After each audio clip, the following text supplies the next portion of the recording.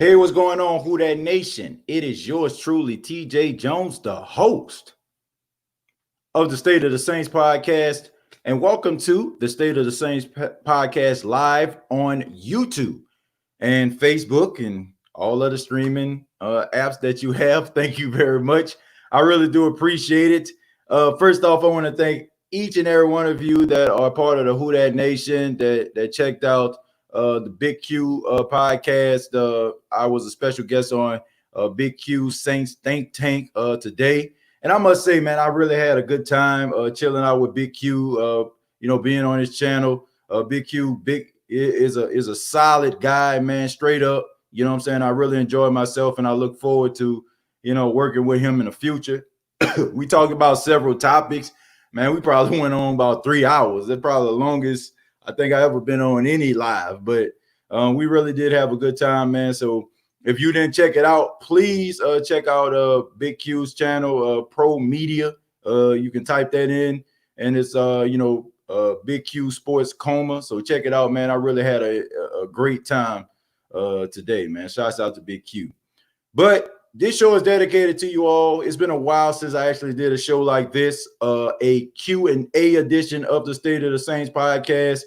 Normally, I have topics on deck when I talk about the New Orleans Saints that we can actually talk about. People give their comments and views and stuff. No, but this show is dedicated to y'all. You all are running the show right now. So any questions that you have about the black and gold, any questions that you have in regards to the New Orleans Saints, whether it be free agency, whether it be contract negotiations, whether it be Jadeveon Clowney or any other free agent out there you feel like we need to discuss, feel free to do so. Okay. And first off, if this is your first time checking out the State of the Saints, thank you very much. Hopefully this won't be your last. And now I'm going to just open the floor to all the people in the Who Dat Nation. Okay, straight up. Brett North, thank you very much. He's number one on the list. Shouts out to Brett North. He says, "Sup, TJ," once again. Thank you, Brett North, for checking it out. We got Brian in the building. He says hi. Jerry Poor Jr., a card-carrying member of the Who Dat Nation and a true member of the State of the Saints podcast. Thank you very much, Jerry. We got Edward in the building. We got Ike Williams. It says all or nothing this year, and Who Dat Nation knows it. Let's go. I feel you on that, man. Shout out to my guy Iceman T. He says, TJ, it was true what Fitz said. Drew stalls the offense. We have Deontay Harris. I believe that's what you're trying to say, and we can't unlock his full potential because we can't get the ball thrown deep. Iceman T, man, thank you very much, man, for your realism. You know what I'm saying? You always speak 100. Shouts out to Fisk, Vegas, man. I had a good time, man, hanging out with him today alongside Big Q. But I have to agree with you, Iceman T. I'm not disagreeing with that, man. We all know where Drew Brees at. If I have not, mentioned that, then I feel like I should say it now. Drew Brees doesn't have the arm strength, man. He doesn't have that arm strength to get the ball downfield the way he once did, okay? A lot of lame duck, noodle arm quarterback type stuff going on with Drew Brees these days. But I don't know about stalling the offense because, Iceman, you're right, and I agree with you, but yet I kind of don't agree with it, okay? And I said it on Big Q show. It's two ways, okay? Number one, he doesn't have the arm strength. I'm with you on that. I feel you. He doesn't have the arm strength. He doesn't have the ability to launch the ball down the field like he once did. We're on one accord with that. But, Iceman, this is a guy that understands the offense. This is a guy that can put guys in positions, you know what I'm saying, and be where they need to be. Understand and read coverages, read defenses, and he can get the ball where it needs to be.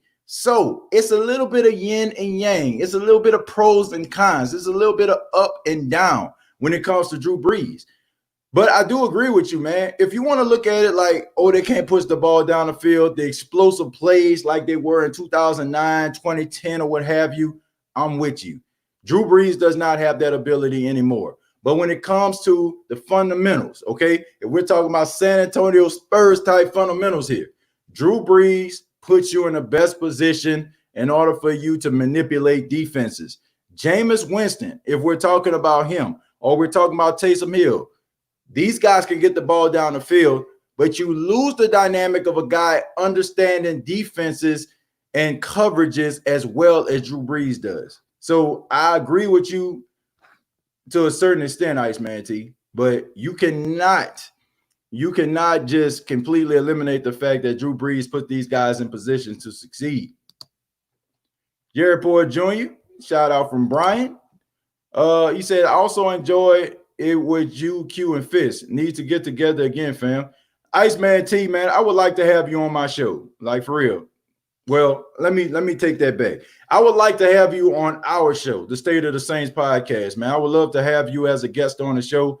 So, man, get with me, man. You know, like, hit me up. Let me know if you're available, what days. I would love to have you as a guest on the State of the Saints podcast where we can talk Saints. I love your mind for the game and been trying to get with you for a while, man. But quite honestly, I know you are part of the State of the Saints podcast on Facebook, but I forgot your real name, man. So if you can email me probably through State of the Saints on Facebook and let me know your schedule if you're willing to do it, man. I would love to have you on the show, Iceman T. Straight up. But thank you, man. What do you think you're out with Sean Jackson dead? What do you think you're out with Sean Jackson dead? I don't understand that. I don't understand that, Brian. What do you mean? Rephrase that and get back with me, man. I'm not too sure what that means. Who that? Man, shouts out to you, man. Thank you for taking a part in the live. I don't want to mention your name because I don't want to butcher it. I don't know if that's Zodi or Zodi. I don't want to butcher your name, but thank you very much for being a part of the live. Jared Poyer said, just chilling, staying cool and safe with the heat. Yes, sir, man. It is hot outside, especially out here in Myrtle Beach, man. I went out to the store. I went out to Publix. I know some of you probably don't know what Publix is, but it's a local grocery store chains in the Southeast. And I went out, and, man, I have to tell you, man, I almost thought I was about to catch on fire. I thought I was going to combust. That's how hot it was outside. Brian says, what do you think about what DeSean Jackson said? That's better, Brian. I didn't know what you were saying with that one.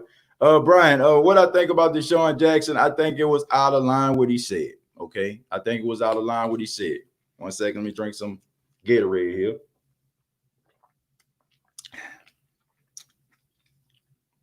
I think it was out of line what he said, Brian. I think that he deserves the backlash that he's getting.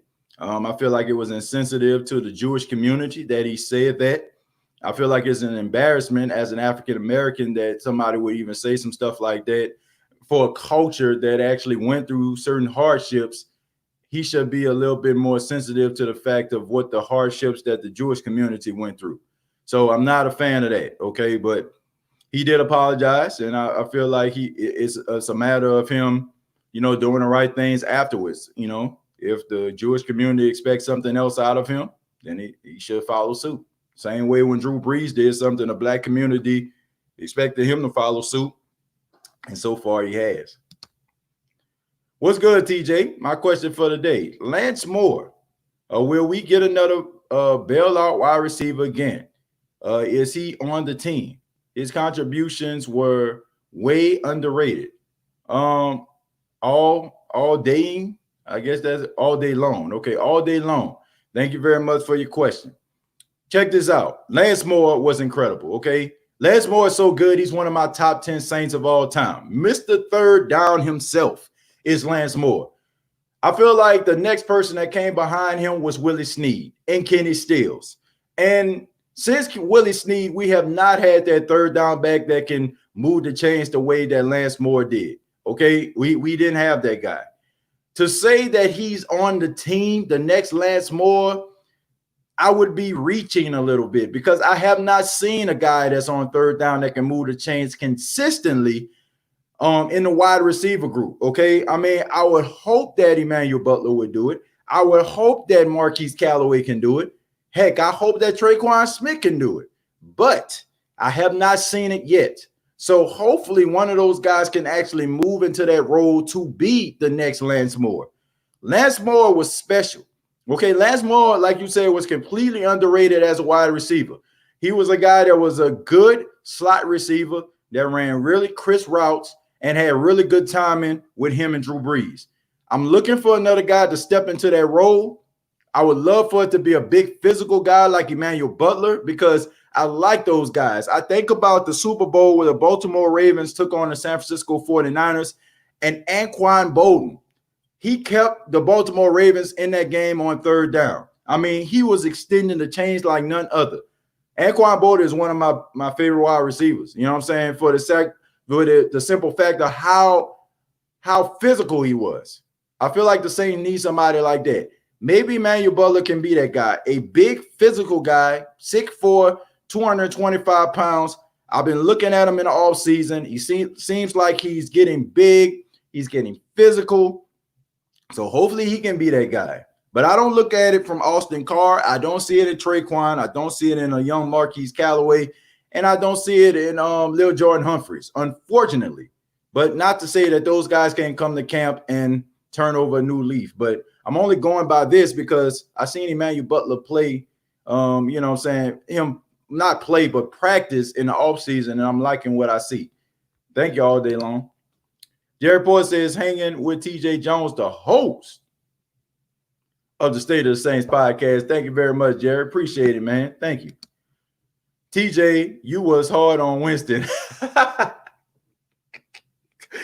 I probably was, dude, Jermaine. I probably was, man. But, hey, man, I had to turn it up, man. You know what I'm saying? I'm on the show. I had to represent for the Who Dat Nation, man. So I know I was hard on Jameis Winston, but, you know, I had to bring it, man. You know, Big Q invited me on this show, man. I wanted to make sure that I bring the energy. I wanted to make sure I bring a decent perspective. You know what I'm saying? I won't say it great. You know what I'm saying? I ain't trying to pat myself on the back like that. But I just wanted to make sure that, one, I'm entertaining people, and number two, that I'm giving my point across. So, you know, I was a little bit hard on Jameis Winston, but I got to be. You know what I'm saying? We got to be, man. We got to hold this guy accountable until he shows us that he is a different guy than when we seen in Tampa, Mr. 30 for 30. Yeah, you're right. Brees can't get the ball down the field. That wasn't me. That was actually Iceman T. I'm going to give him his credit where he mentioned that. So Iceman T mentioned that, but he definitely can't get the ball down the field the way he used to. So I will co-sign for Iceman.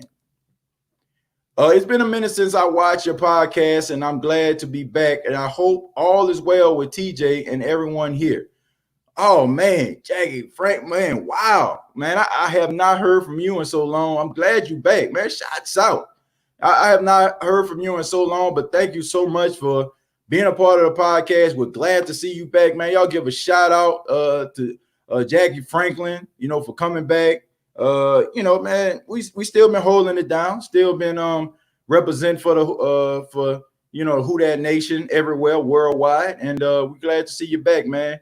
And feel free to comment throughout the show. Thank you so much. Glad to see you. Fisk, really a Giants fan, but he rocks with the Saints. Jamal, I kind of sense a little bit of a you know what I'm saying, a northern accent, you know what I'm saying, an East Coast accent. So, I mean, Fisk a cool dude, man. I got good positive vibes. I'm a vibe guy, folks. I like vibes, you know what I'm saying, positive vibes. And when people like put positive vibes out there, you know what I'm saying, I try to gravitate to people like that. You know what I'm saying? I like to work with people like that, you know, like, so, man, shouts out to Fish, you know. I mean, I knew he had a lot of, you know, hot takes and stuff like that, but I enjoy, you know, talking to him, man. I hopefully, you know what I'm saying, I get an opportunity to work with him in the future. Love that podcast, man. I had so much fun. Brian says, what do you think about the NFL and Roger Goodell? Okay. What do I think about the NFL? I think the NFL is at the highest point it has ever been, ever. Okay, that's what I feel about the NFL. Money is being made. People love it. You know what I'm saying? Like it is mainstream as mainstream can get. Roger Goodell, I like the fact that he tapered down versus how he was when he first got into the league. He was looking to suspend everybody. He wanted to suspend this guy, suspend that guy. This guy did this, something a little small, insignificant things he wanted to suspend these guys for. So I'm glad that he kind of tapered down. I mean, I think Roger Goodell takes a lot of flack for the owners. A lot of the things that we're mad about with Roger Goodell, it's the owners' fault. The owners are the ones that's cutting the check They're the one that's paying Roger Goodell, and Roger Goodell is the one that's kind of like the shield to block the owners. Okay, the owners are the ones that we really need to be mad at. Roger Goodell is just a buffer. So I think Roger Goodell okay. You know what I'm saying? Like I feel bad for him that every time he goes to a podium, he get booed. But man, hopefully, you know what I'm saying, like that kind of changes. I mean, he's just doing his job. I mean, it's no different between like if you hire a lawyer and you want him to represent you, and he, you know what I'm saying, if somebody's saying that you're doing something and he jumps in front of them and be like, my client is this, my client is that, y'all don't need to be disrespecting my client. It's kind of the same way. So, I mean, that's the way I feel about Roger Goodell. Good question, Brian. Yeah, you're right, Jamal. With the way this team is constructed, if Brees retires and Jameis leave, Roger or Stafford, if it was your decision? Oh, man, no. This is a no-brainer, inevitable. It is inevitable. I would pick Matthew Stafford. That's what I would do. I would pick Matthew Stafford over Aaron Rodgers due to the age difference and the fact that I feel like Matthew Stafford doesn't really get a fair shake. I think we know what Aaron Rodgers is, which I feel like if I was Sean Payton, I'd choose Aaron Rodgers over Matthew Stafford. I mean, because of Aaron Rodgers' resume. Why wouldn't you? But if you're talking about youth and giving a guy an opportunity, I would have to go with Matthew Stafford, man, over Aaron Rodgers. Believe it or not, that's crazy, right? An MVP. I'm choosing a person that's never won an MVP or anything, no Super Bowl, no nothing, over a guy that is a Super Bowl MVP and a league MVP. But I like Matthew Stafford that much, folks. Okay, Scoob says, TJ, who that baby? Great input on the sports coma today. Your celebrity shown through. Good work, Broham. Who that? Man, thank you very much, man. Hey, man, like I said, I had to turn up for all of the card-carrying members of the Who Dat Nation and the viewers of the State of the Saints podcast. I had to do it, man. You know what I'm saying? Like, and plus on top of that, man, like I said, Big Q invited me on the show. I didn't want to be like a wet blanket on there. You know what I'm saying? Like, I was really passionate. Like, as the show went on, and as like we started talking about topics, like that's when the energy just started to come. And I just wanted to make sure that, you know, I let everybody know, you know what I'm saying, like how I feel about certain situations. I'm passionate about the Saints, School. I love the Saints. You know, like I've been a Saints fan since I was 4 years old. I remember, like, you know what I'm saying, being in my grandmother's house, sitting on the living room floor, listening to the Saints game, Jim Henderson and Hoagie Gajan, you know what I'm saying, listening to these guys call the Saints games. And, you know what I'm saying, I can just remember, like, listening to the Saints, because, like I said, the games were blacked out because they were terrible at the time. And as I grew older, at the age of 33, man, I still have that same type of passion as I did when I was 4 years old. That 4-year-old kid sitting on my grandma's living room floor and basically just, you know, repeating what my grandmother's does, you know what I'm saying, throwing a pillow or you know what I'm saying, grabbing her head. Like, I am that fan. I am that fan. I will forever be that fan. So when y'all see that, man, it's not a shtick or anything like that. It's my personality turned up to the max because that's how much I love the Saints, man. I love them. I thought he was a Saint until I heard him say y'all instead of we. Yeah, I heard that a couple of times, man. But hey, at the same time, I gotta respect the hell out of him if he's not a Saints fan and the knowledge that he has for the sports. For real. Like, I have respect for a lot of people. Like, when I start having conversations with people about sports and they don't even follow the team and they can start telling you about different storylines about your team, got a lot of respect for that. I mean, that's what I try to do, folks. You know, like, look, I know Saints quite well. You know what I'm saying? I like to follow the Saints. I like to read the articles.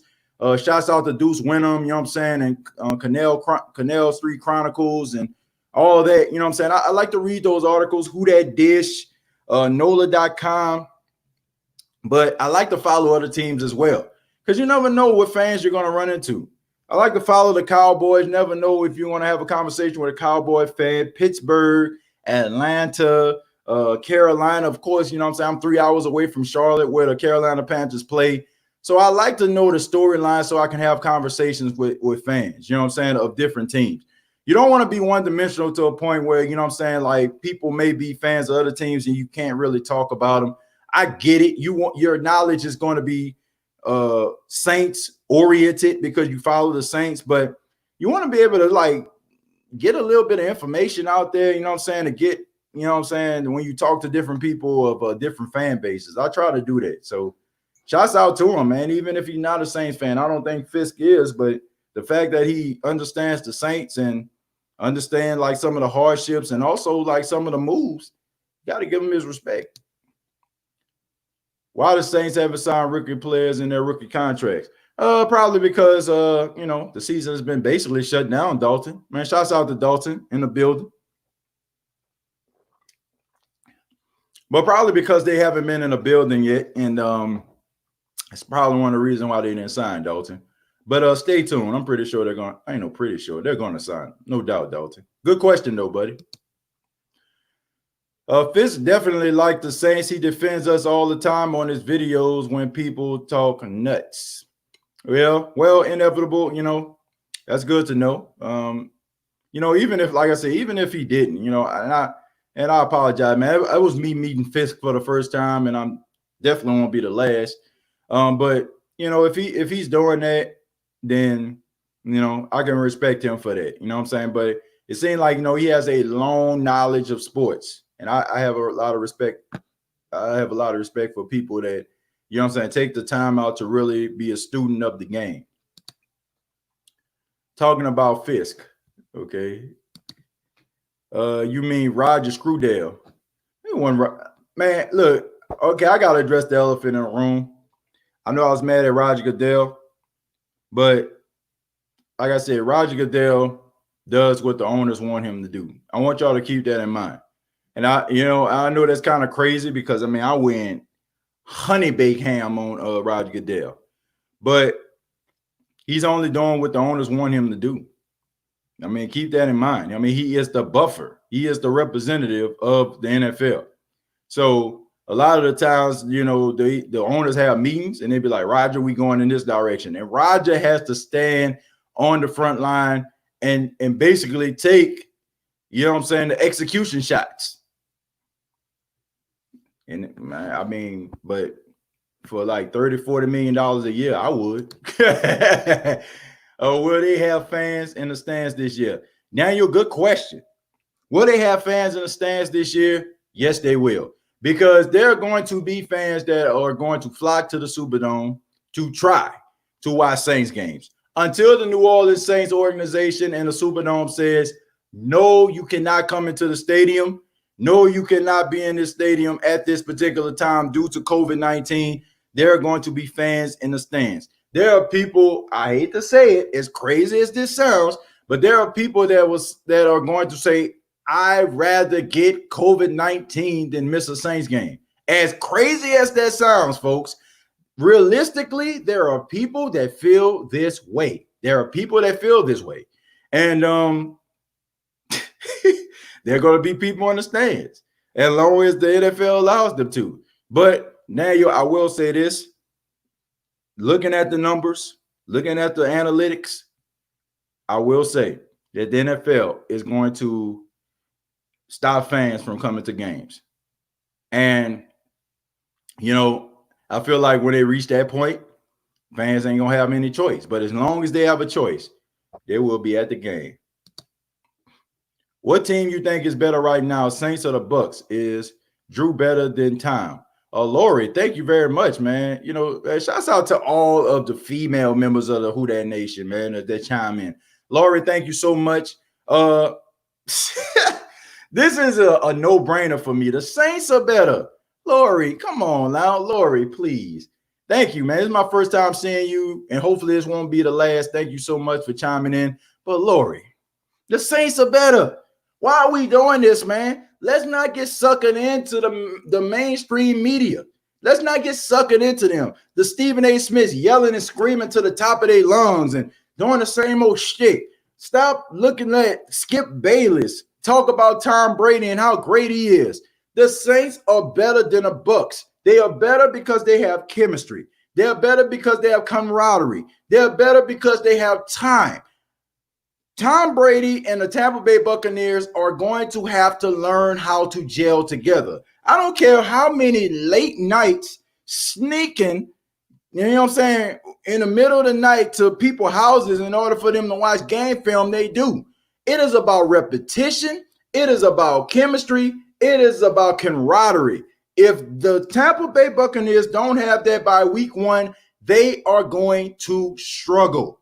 The New Orleans Saints have the same team basically intact that they had last season. So the only thing you really have to worry about is reps, getting guys into game shape. These guys understand what Drew Brees is. They understand what Drew Brees wants them to do. Alvin Kamara understands his role. Latavius understands his role. The defense, they have been together for the exception of Malcolm Jenkins, but he is a seasoned veteran. He has seen it all and he has done it all. The Saints are better than the Tampa Bay Buccaneers right now. I am not buying what the mass media is selling because they love Tom Brady and they got to sell Tom Brady because Tom Brady is a 6-time Super Bowl winning champion. He is arguably the greatest quarterback of all time. And you talk about Tom Brady over and over again because you're trying to create ratings in a world where sports is not really going on. The Saints are better, Lori. They're better. F Eminem, straight to the point by Mike. Man, what's going on, Mike? Thank you very much.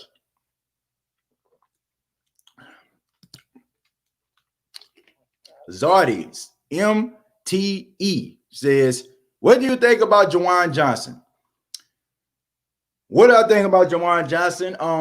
I think Juwan Johnson is a solid slot receiver. That's what I think about him. A big physical guy who can get yards after the catch, but still needs a lot of work. He is not a starter in the National Football League.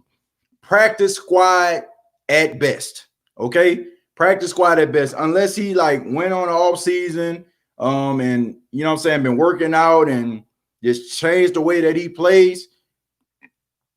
He is going to have to take some time. He's a work in progress. That's what I think about him. But he is going to make the team on the practice squad.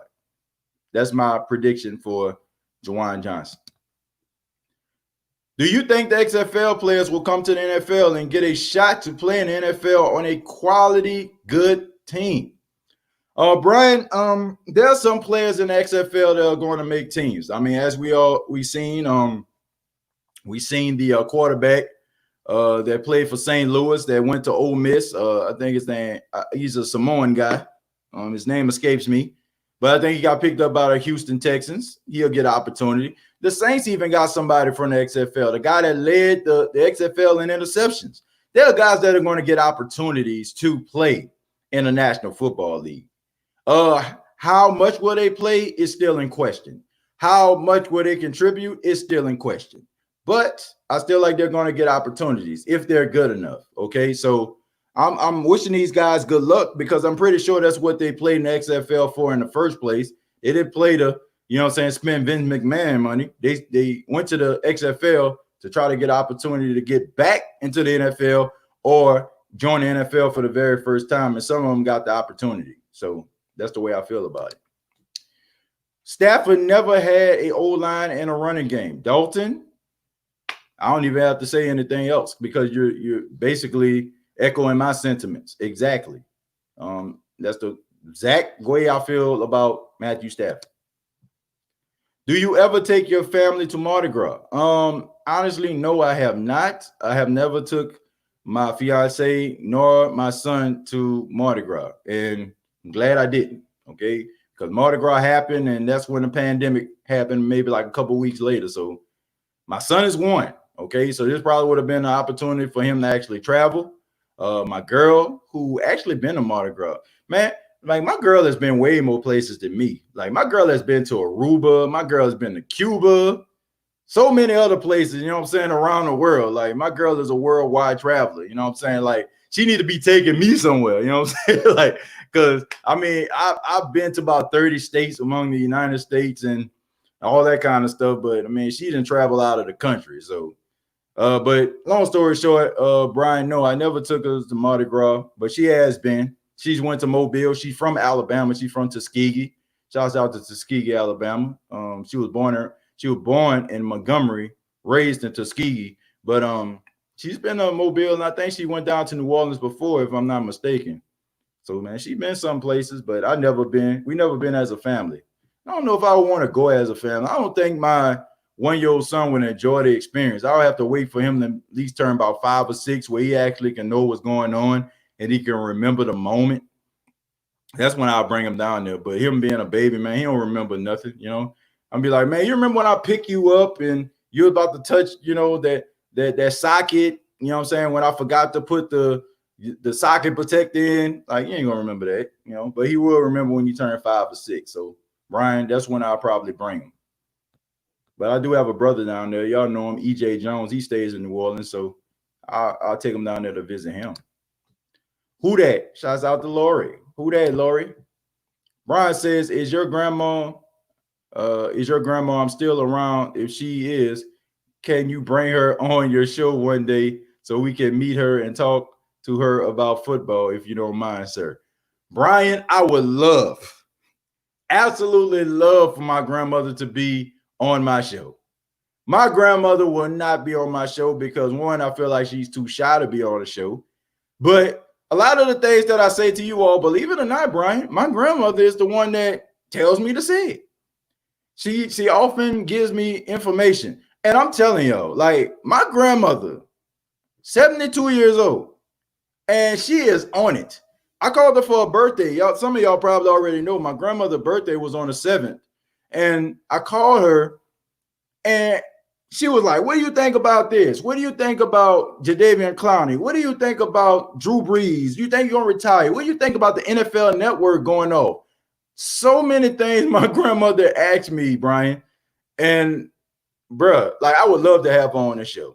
Would absolutely love to have her on the show, but I don't think that's going to happen.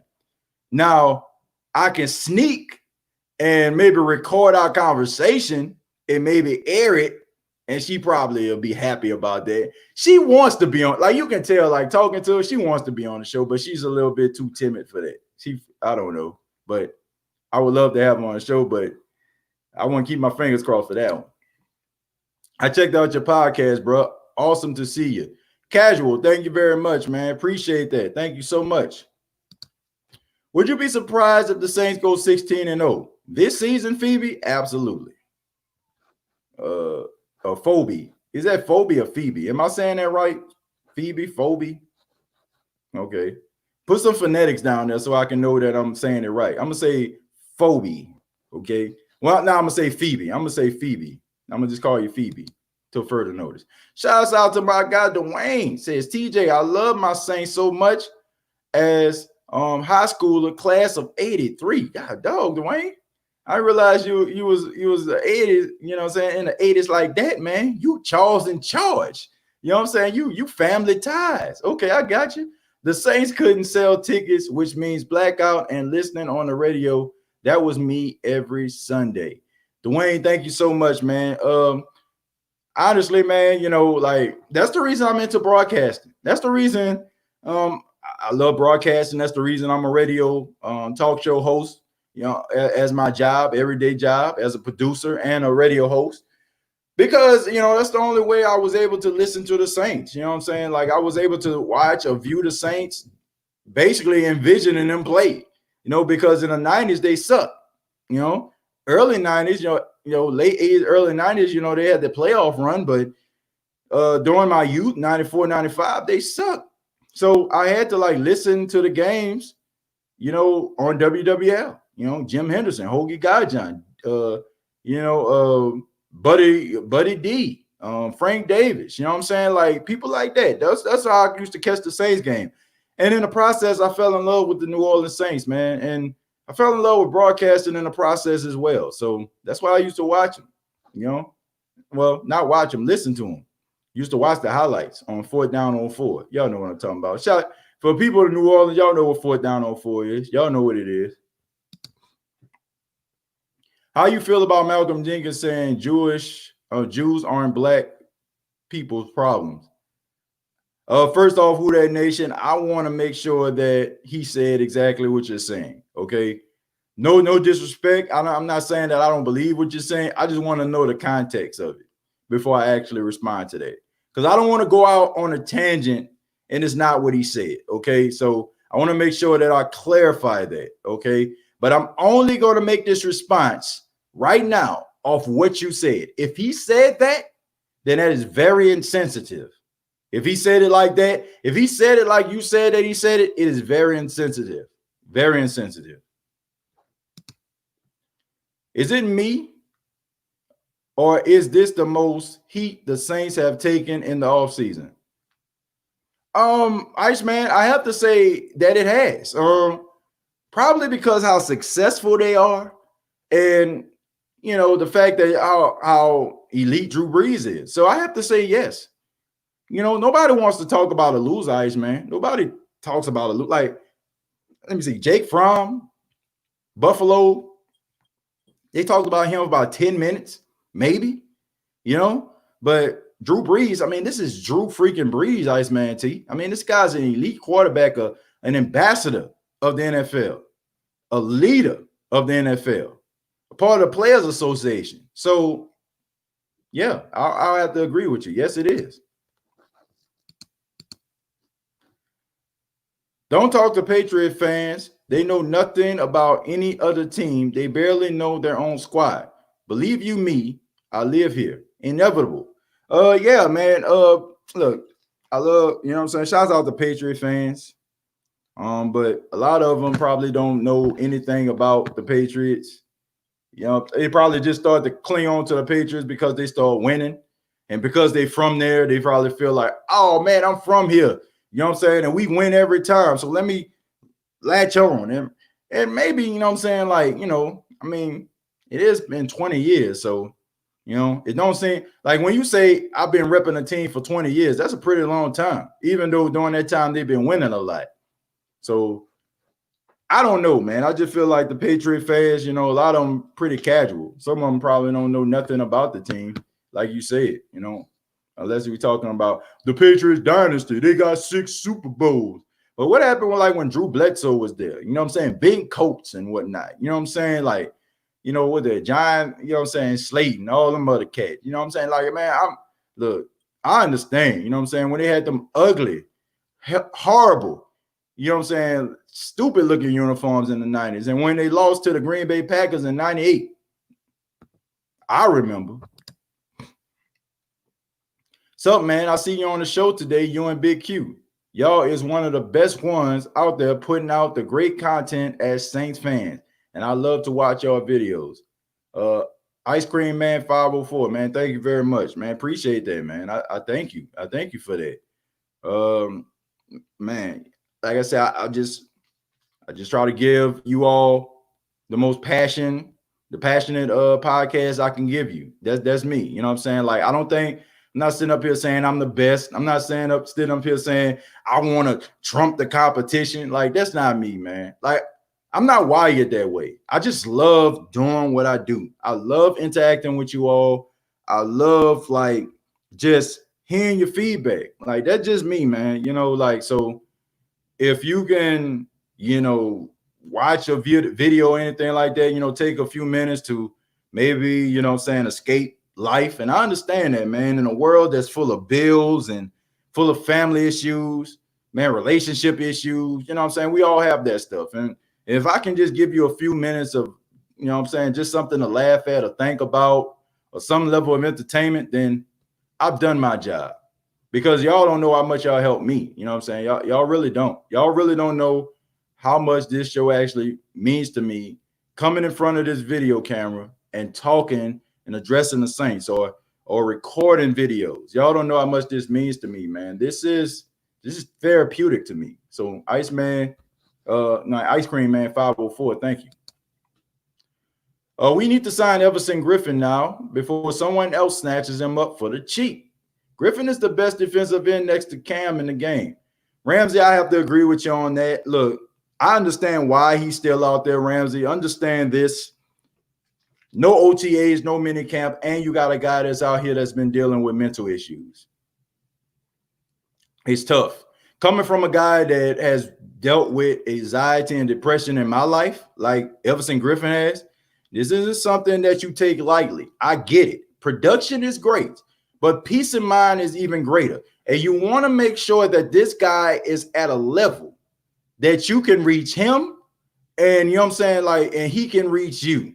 So Everson Griffin is not one of those guys that you can have a virtual conversation with and say, we're going to sign you. You want to get this guy in the building and see where he is psychologically. And you also want to make sure that you have the proper care for him.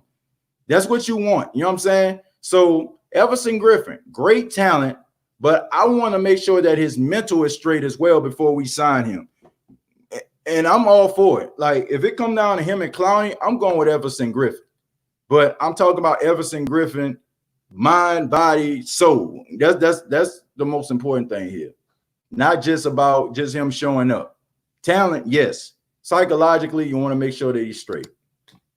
Are you going to be there in the stands as a fan with your face paint on? No, man, I'm not. You know, I'm not going to do that. You know what I'm saying? Like, I'm not. And I could easily go to the game, man. My father is a season ticket holder, and I'm pretty sure I can call him up, even though, you know what I'm saying, I don't really have a tight relationship with my dad. I met my dad when I was 23 years old, if I can get personal with y'all. But at the same time, you know, I feel like if I was to call him up and be like, man, I can go to the game with you or something like that, I feel like, you know, I can go. But I don't see myself going to any games, especially with all this going on, man. I mean, I got a 1-year-old son.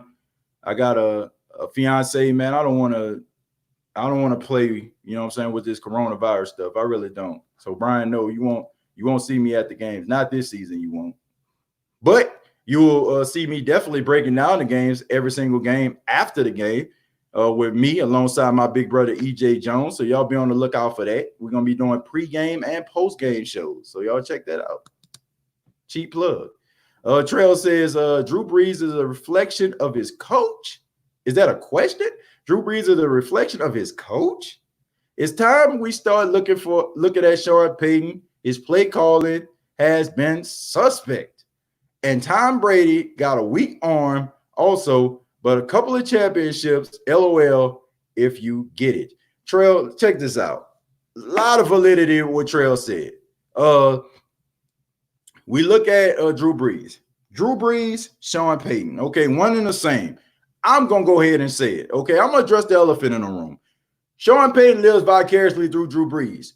Sean Payton was a lame, weak, pathetic, sorry quarterback that played during when the NFL was on strike. He was one of those alternate players, okay? He was Joe Falco or whatever like that on that movie Replacements with Keanu Reeves. That's what Sean Payton was, to the lowest degree. And I feel like he understands that his legacy and his greatness is attached to Drew Brees, okay? So when Drew Brees throws for all those yards, you have to mention Sean Payton. When Drew Brees throws for more touchdowns than any other quarterback, you got to mention Sean Payton. Why? Because Drew Brees played for the San Diego Chargers, and he wasn't as good as he is today. So let's go ahead and combine them together. Now let me answer the second part. We start looking at Sean Payton and his play calling has been suspect. Absolutely. Especially in crucial parts of the game when his play calling has to be immaculate. It has not been immaculate. It seems like a guy that second guesses himself. It seems like a guy that isn't sure about himself. It seems like a guy that says, I'm afraid, almost like Henry Winkler on The Waterboy, who was afraid of the coach on the other side because that coach had all of his plays. It seems like that's what he becomes at the end of games. It seemed like Pete Carmichael decides to put the juicy fruit in his pocket and him start calling plays. Sean Payton needs to understand that things don't have to be as complex as he makes them out to be. Okay? They don't have to be as complex. He can make it as simple as he wants to be. As simple as 2 plus 2 plus 2, 1 plus 1, 0 plus 0. But he decides not to. He wants to be sexy. He wants to run triple reverses and flea flickers and all that kind of stuff there and have people out here, you know, wondering like, oh man, he's a genius. He's an offensive mastermind. Bump all of that. John Harbaugh with the Baltimore Ravens ran the football. Didn't care if you knew he was going to run the football. He's going to run the football at you. Stop me. Kyle Shanahan ran the football at you. Stop me. Okay? I mean, Mike Vrabel, Tennessee Titans, ran the football with Derrick Henry up the middle. Stop me. Have the same type of respect for your offensive line. Give these guys the credit. You have drafted them. You have given them money. So you have trusted in these guys to do their job. Allow them to do their job and stop with the sexy nonsense that we just don't need, okay? Look, your offense is already a beautiful woman already. You know what I'm saying? Like, you ain't got to put the extra makeup on and the lipstick. Leave it the way that it is. The body is fine. The face already look good. The hair is on fleek, as the females would say. You slaying right now. Leave the offense alone. Run the football, throw the football, have a balanced attack, and just leave it at that. That's it. That's it, Trill. That's all you got to do. Saints are way better than the Bucs. Brady or no Brady. Cam Jordan and the Saints D gonna eat. Sounds good to me. I mean, I feel the same way, but I'm looking forward to those games. I would have to disagree with you on Roger Goodell, Roger God hell situation. He's gotten bigger and bolder than football based on his various suspensions and bias towards teams, especially the Saints. Dwayne, I'm gonna have to disagree with you on that. Like I said, man, he is the buffer. He has no power. Like, he has absolutely no power to a certain extent. You can suspend players. Like, at the beginning, yes. Dwayne, I'm with you. When he first came on after Paul Tagliabue retired, I'm for you. I'm all for it. He was exercising his power. He wanted to pump out his chest. He wanted to show everybody that he was the man at the beginning. But as time went on, when it comes to like some of these CBA negotiations, when it comes to like some of these rule changes, he has to be the guy that steps in the front. These owners vote on these rules, not him. Okay? When some of these things happen in NFL, these owners vote on this. They have an owner meeting every single year, and they change rules or they take rules out because of this. And Roger Goodell has to stand in front of the media and make it as if it was his idea when it's not. Okay? So I agree to a certain extent, but I feel like we're giving this man way too much power than he actually possesses. I would risk COVID-19 to get Cinnamon Toast Crunch from Walmart. Cinnamon Toast Crunch is one hell of a cereal. I must say that. I stay away from it now since I'm a pre-diabetic, but I mean, it's one hell of a cereal. You know what I'm saying? Can't knock that. I don't know if I would risk everything that I have over it. Talking about Rob Gronkowski, he's on the team now. Well, I think Rob Gronkowski can do some good things, but I have to see. I mean, he was a mere shell of himself, and it would seem like he was broken down. So I'm pretty sure, taking a couple of years off smoking weed and, selling CBD products might have helped him out of this a tad bit. Might have helped him out psychologically and probably even body-wise. So, but I don't know if he's going to be the same player. You know what, TJ? Once this COVID is over, we need to set up something like a meet and greet. And all the people who be in the chat, I will talk with Big Q also. I agree with that, man. I would love to have a meet and greet, sit down and talk to people and stuff like that, and interact with you all. I would love to have a forum like that. I would love to honestly, I would love to do a forum where you have people that do Saints podcasts and, we sit down and we'll be able to answer questions from, the crowd and stuff like that. Have something like that. I would love to have something like that, in a French Quarter or something like that, or somewhere around New Orleans. That would be dope. I agree with you on that one, Jermaine. The Saints are the best in the NFC South. Who that? Travis, I don't even have to say nothing else. You said it all. I'm sorry, TJ. I agree. I think we need to invest in Matt Stafford. I just don't feel comfortable giving the team over to Jameis. No disrespect. I just don't trust him in pressure moments. You feel me? I definitely feel you on that. I definitely feel you on that one, bro. I already said it. I said Jameis can resurrect his career, but I never said that Jameis Winston can lead the Saints to the Super Bowl. No, sir. We might get a little bit better version of Aaron Brooks, but what am I actually saying? Okay, if I said we can get a better version of Scott Mitchell, what exactly am I saying? If I say we get a better version of Steve DeBerg, what exactly am I saying? I'm not saying much. I mean, honestly, man, I don't know, man. If I'm getting a better version of Aaron Brooks, that's just like saying, like, instead of 14 interceptions, he might throw 13. That's the way I feel. But I agree with you, Ice, man. We need to go in a different direction. I think Taysom shows us his improvement. 7 pass touchdowns. What do you think about that, TJ? Who knows? Who knows? I need to see something before I be sitting up here saying, man, he the future. He the future. I'm wondering, like, what do people see out of Taysom Hill except for the fact that he got a lot of heart? You know who had a lot of heart?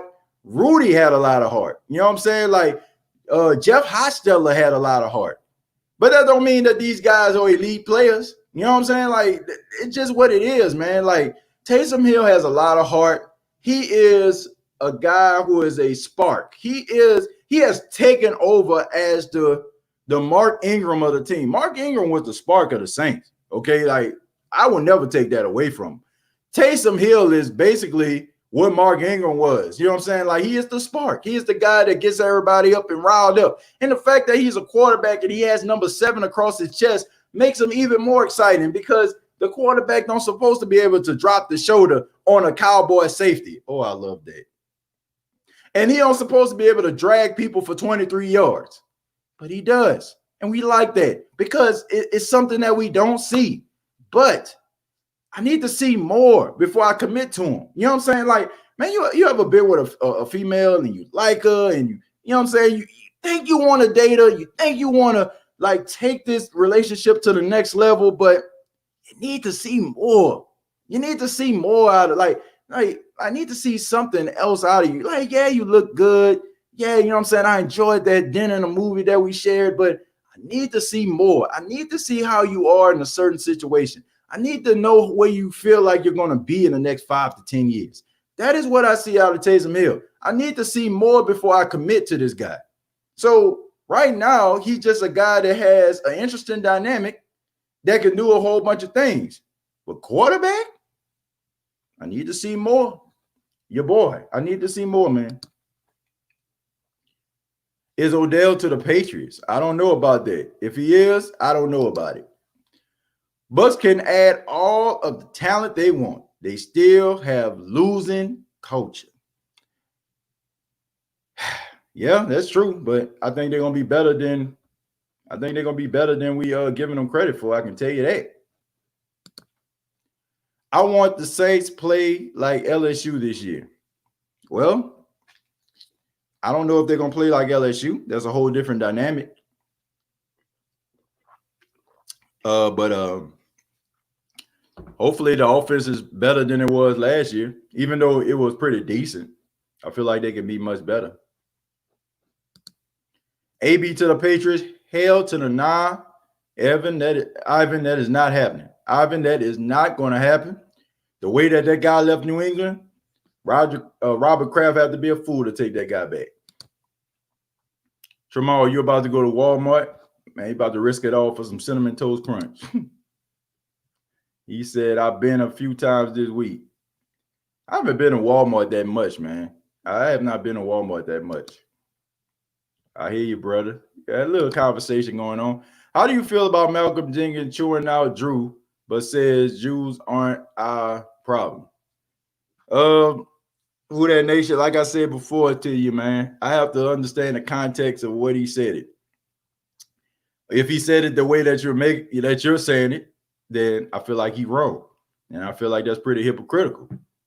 That's the way I feel. You know, if it's presented the way that you're saying it, it sounds hellaciously hypocritical. Okay. But I mean, you can't just feel one way about one situation and turn your head about another. I don't roll like that. Wrong is wrong. Okay. Like I said on the last show, my grandfather, who was a preacher, often says, like, we like to put colors on lies. A little white lie, a yellow lie. A lie is a lie.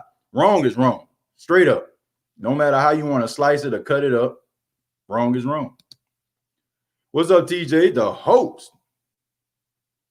That was a good episode between you and Big Q, man. Thank you, Joe. I really do appreciate that, man. Thank you. Thank you so much, Joe. Shouts out to Joe, man. Joe always coming through, always emailing me, always being considerate, man, wishing me happy Father's Day and all that other stuff, man. So shouts out to Joe, and I really do appreciate you, brother. Thank you so much. Let's see, NFL Network not on Sling anymore. Yeah, I heard about that. You think AJ Terrell gonna lock up Michael Thomas? Maybe in the future, but not this year. He gonna have to go through some growing pains. If you out there getting smoked by Jamar Chase, and no disrespect to Jamar Chase, he's incredible and he will be a top receiver when he leaves this upcoming season and come to the NFL. But if you're getting smoked by him, imagine what you're gonna do with a guy that's going into his 5th year. Yeesh.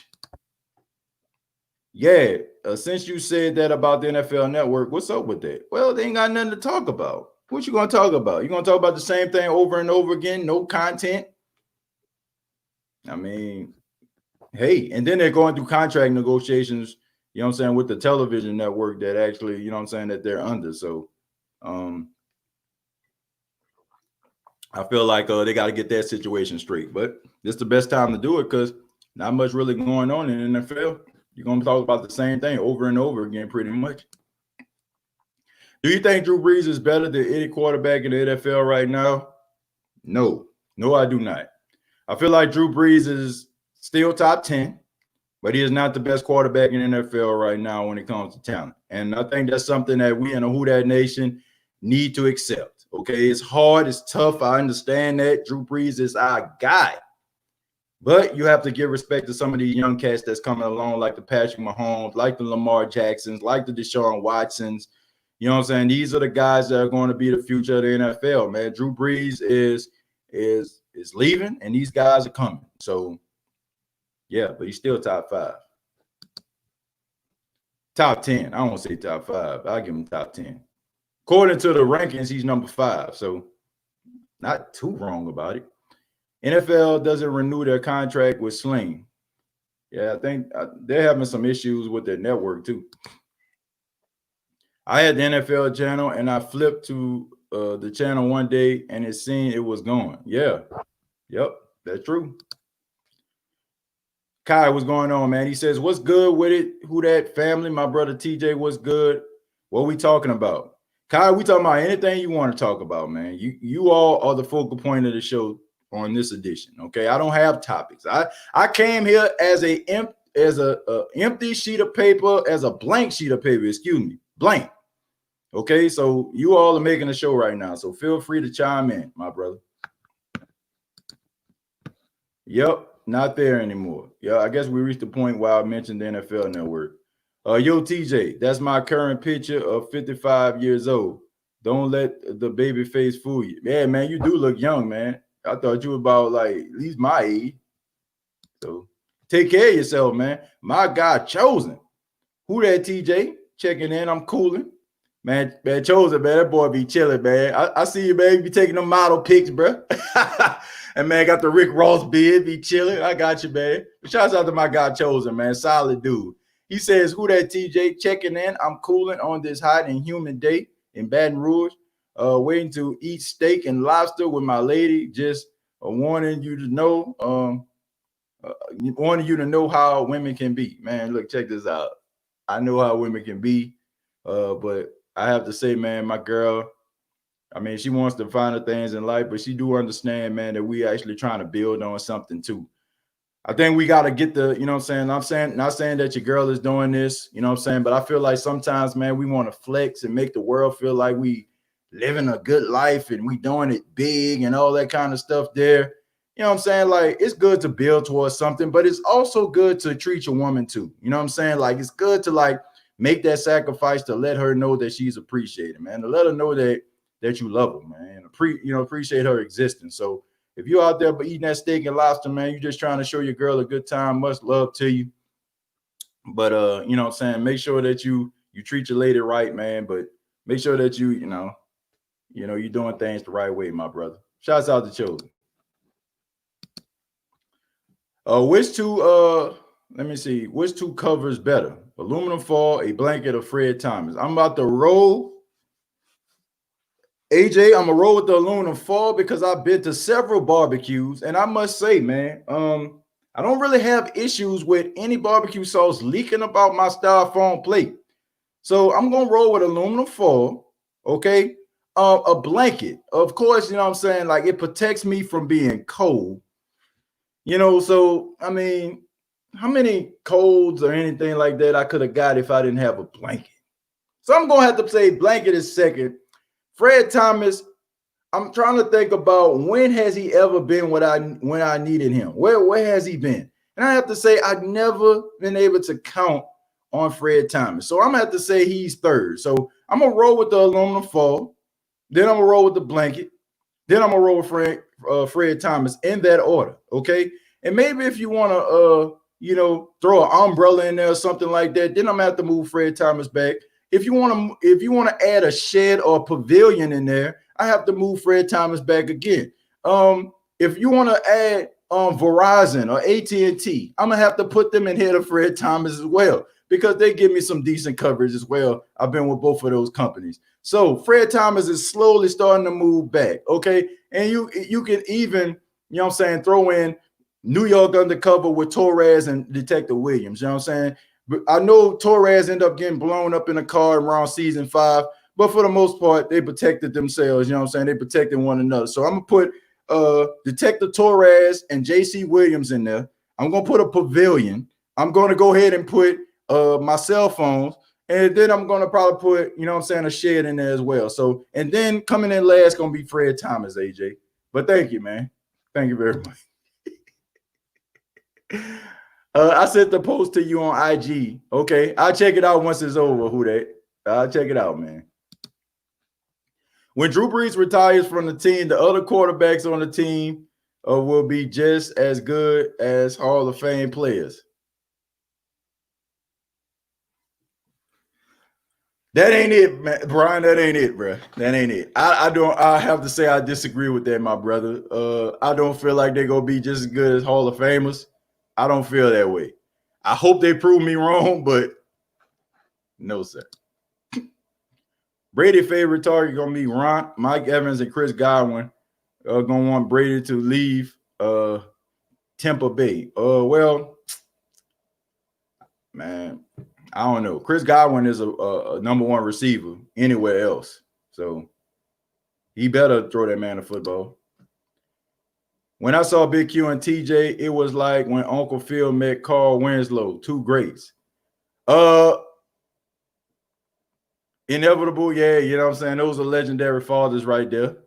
You know what I'm saying? Like, so I have to say, I have to agree with that. But I would say Will Smith and Martin Lawrence on Bad Boys. I have to put us in that. You know what I'm saying? Uncle Phil and Carl Winslow, they played like, you know what I'm saying, fathers and stuff like that on TV and stuff like that. But some of y'all know where I'm going with this. I'm going to just leave it at that. Okay, so, but I say Will Smith, Martin Lawrence. What's up, Master P? Mr. Ice Cream Man. The Ice Cream Man. Hey, man, shouts out to Ice Cream Man 504. Inevitable expertise. Which one is which? Aluminum foil can cover better than PJ. PJ okay inside. On the outside, nah, he can't cover. Okay, he can't cover. To that, and what T? What you think we got the squad? Okay, so I guess you're saying like, can we have an additional championship? I guess that's what Ronald's saying. Yeah, we can with the squad we got. If they play complimentary football, I definitely feel like they have what it takes. Man, I miss you and Big Q today. I wanted to check y'all out. Well, I know y'all going to collab again in the near future. Much respect to y'all. Kai, man, you still can check it out, man. It's on Big Q channel. To me, man, I thought it was pretty entertaining. I thought it was fun to do. So you can check it out, man. I mean, it was like 3 hours. I mean, you kind of skim through some great content in there. I see you, School. Giving a shout out to School.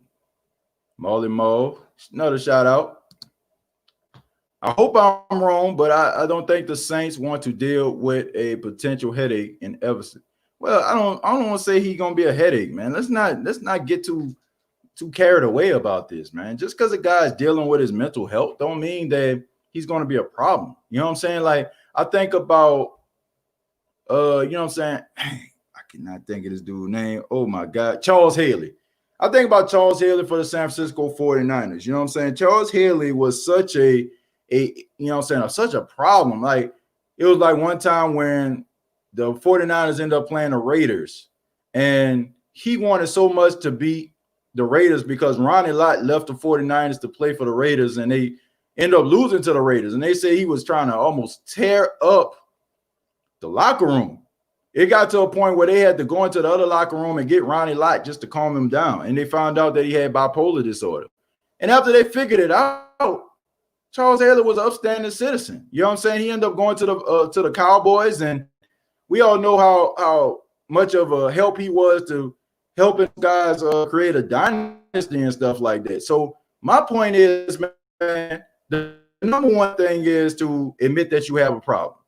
Understand the problem. Anybody that ever studied science in high school, you know about the scientific method. And the number one, property or the number one rule of the scientific method is to state the problem. Okay, admit that you actually have a problem. He admitted it. He even took some time off in order for him to figure out what was going on in his life. I got a lot of respect for guys like that. It takes a hell of a guy to look at himself in the mirror and say, I got a problem and I got to fix it. It takes a hell of a guy to do that, man. So I can't say that this guy's going to be a problem. And I'm rooting for him. I'm rooting for him. Very well said, TJ. Mental health is very important. Get well, Everson Griffin, and then sign with the Saints. I agree, man. I'm rooting for the guy. Hey, TJ, did you get that sausage po' boy from New Orleans yet? Ramsey, I did not. And shame on my brother EJ. And if you're in the chat, bro, yeah, I'm talking about you. I know he's going to lurk up somewhere. And maybe he's busy, you know what I'm saying, hanging out with his wife or whatever like that. But he's going to see this one day. And I think it's a doggone shame that he actually stays right down the street from where they have hot sausage. And yet to go to the post office with some dry ice and mail his little brother some hot sausage. Shame on you, EJ. Shame on you. But I haven't got it yet, man. I haven't gotten it. But hopefully he sees this and knows how important it is to his little brother. And his little brother would basically do anything for him because he is my hero, regardless of the fact that, you know what I'm saying, we're only 3 years apart and we're both grown men. He is still big brother. He's still a hero to me.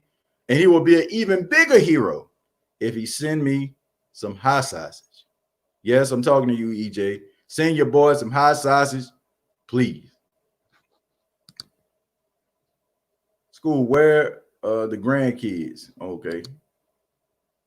Let me see. Y'all boys having a full-fledged conversation. Alvin Kamara is live on Instagram doing this live video. I'm staying right here. Well, man, you know what I'm saying? Check in, man. If he says something interesting, let me know what he says, man. Maybe we can add that to the show. Sean lived vicariously through Drews. Right on. That's the understatement of the year. Why do NFL players leave the NFL and go to the WWE? Because it's simple. You know what I'm saying? Like, it's first off, they're athletes. Secondly, you know what I'm saying? Like, some of them, like, really are fans. You know, they really truly are fans. And, Vince McMahon, Triple H gonna walk in with open arms because they feel like that athletic dynamic. And I gotta say, man, I watched a match on Impact. And D'Angelo Williams was in the match. I must say, D'Angelo Williams was pretty damn good in that match. I mean, so I haven't seen him like wrestle since, but I gotta say, man, I was impressed by D'Angelo Williams. I hear you, Scoob, you finally getting a break. Payton was a scab quarterback for the Bears. The only game he played in, he lost to the Saints. Yep, with that pick six. Yeah, he stunk. And then when a girl brought it up in the most recent interview, it seemed like he was embarrassed about it. Bro, you suck. It is what it is. It don't reflect you as a coach, but as a quarterback, you suck. Damn, TJ, you ain't leave any meat on the bone for me to lambaste Sean Payton to hell with the play calling. Talk about how we were top 5 at running in 09, and it's been 11 years, and he still won't run the ball. Iceman, what I got to talk about it for? You basically just said it. So why would I have to talk about it? I mean, everybody already know what it is, man. The fact is, Sean Payton just refused to run the football consistently. I'm not saying he don't run the football. He don't run the football consistently enough in order for the Saints to have a balanced attack. And we have been dealing with the same issues for over a decade. And it's just amazing to me how people are just so in love and infatuated with Sean Payton that they don't want to hold him accountable and tell him and say to him, run the damn football. I don't get it. It's simple. It's not like you can't. And we have the same issues. And what really bothers me, Who Dat Nation, is the fact that he will get so upset at a Larry Warford because he don't want to protect Drew Brees. But what the hell are you doing to protect Drew Brees and to protect Larry Warford? You are not running a football. I mean, even Zach Street said it. He said, I wanted so many times to go into the office of Sean Payton and tell him we would like to implement more running plays because offensive linemen love to run block more than pass block. This came from Zach freaking Street. What more do you need to hear? What more do you need to know? I love Drew Brees, much respect to him, but you are not doing him any favors by allowing him to parade him out there, you know what I'm saying, and trying to get that last grasp of talent from the NFL talent from Drew Brees, that last bit of arm strength, that last bit of heroic play out of him. You're not doing him any favors. You're only making his legend shrink, basically, because now the narrative is Drew Brees can't get it done in the playoffs. That's the narrative. No matter how many Super Bowls he won one Super Bowl, and yes, the Saints were a struggling franchise, and yes, they were not that good until Drew Brees and Sean Payton came. But God dog, how long are you going to hang your hat on the fact that the Saints were not a winning franchise until you got there? That is not good enough. You have turned them around. You have made them credible. You have made them one of the most consistent teams of the last 15 years. They have been one of the teams of the decade. Yes, you have done that. But God dog, allow Drew Brees to have a balanced attack. Allow Drew Brees to take over a game when absolutely necessary. Allow your running backs, the guys that you are paying, the guys that you are bringing into this organization to run the football. Allow the offensive line that you are trying to put together to make as young as possible. Allow them to block for these running backs and have some damn patience to allow the running game to develop. Okay, 1 yard is not that bad. Keep pounding the football until you get that big break. Do you look at the New York Giants? Saquon Barkley, 1 yard, 3 yards, 3 yards, 1 yard, 2 yards, 81 yards. Do they allow that to stop Saquon Barkley from running the ball? Hell no. Have some damn patience and stop leaning on a 41-year-old quarterback to think that he is going to deliver you another Super Bowl by himself like he would in his youth. Until you do that, Sean Payton, you're going to continuously have the same results over and over and over again. And you can say all you want to the guy at Rouse's, like, man, deal with your meat. I know more football than you forgot. And that is true. But the definition of insanity is doing the same thing over and over again and expecting a different result. You do the same thing over and over again. No real true balanced attack, more passing than rushing, getting away from the running game over and over again.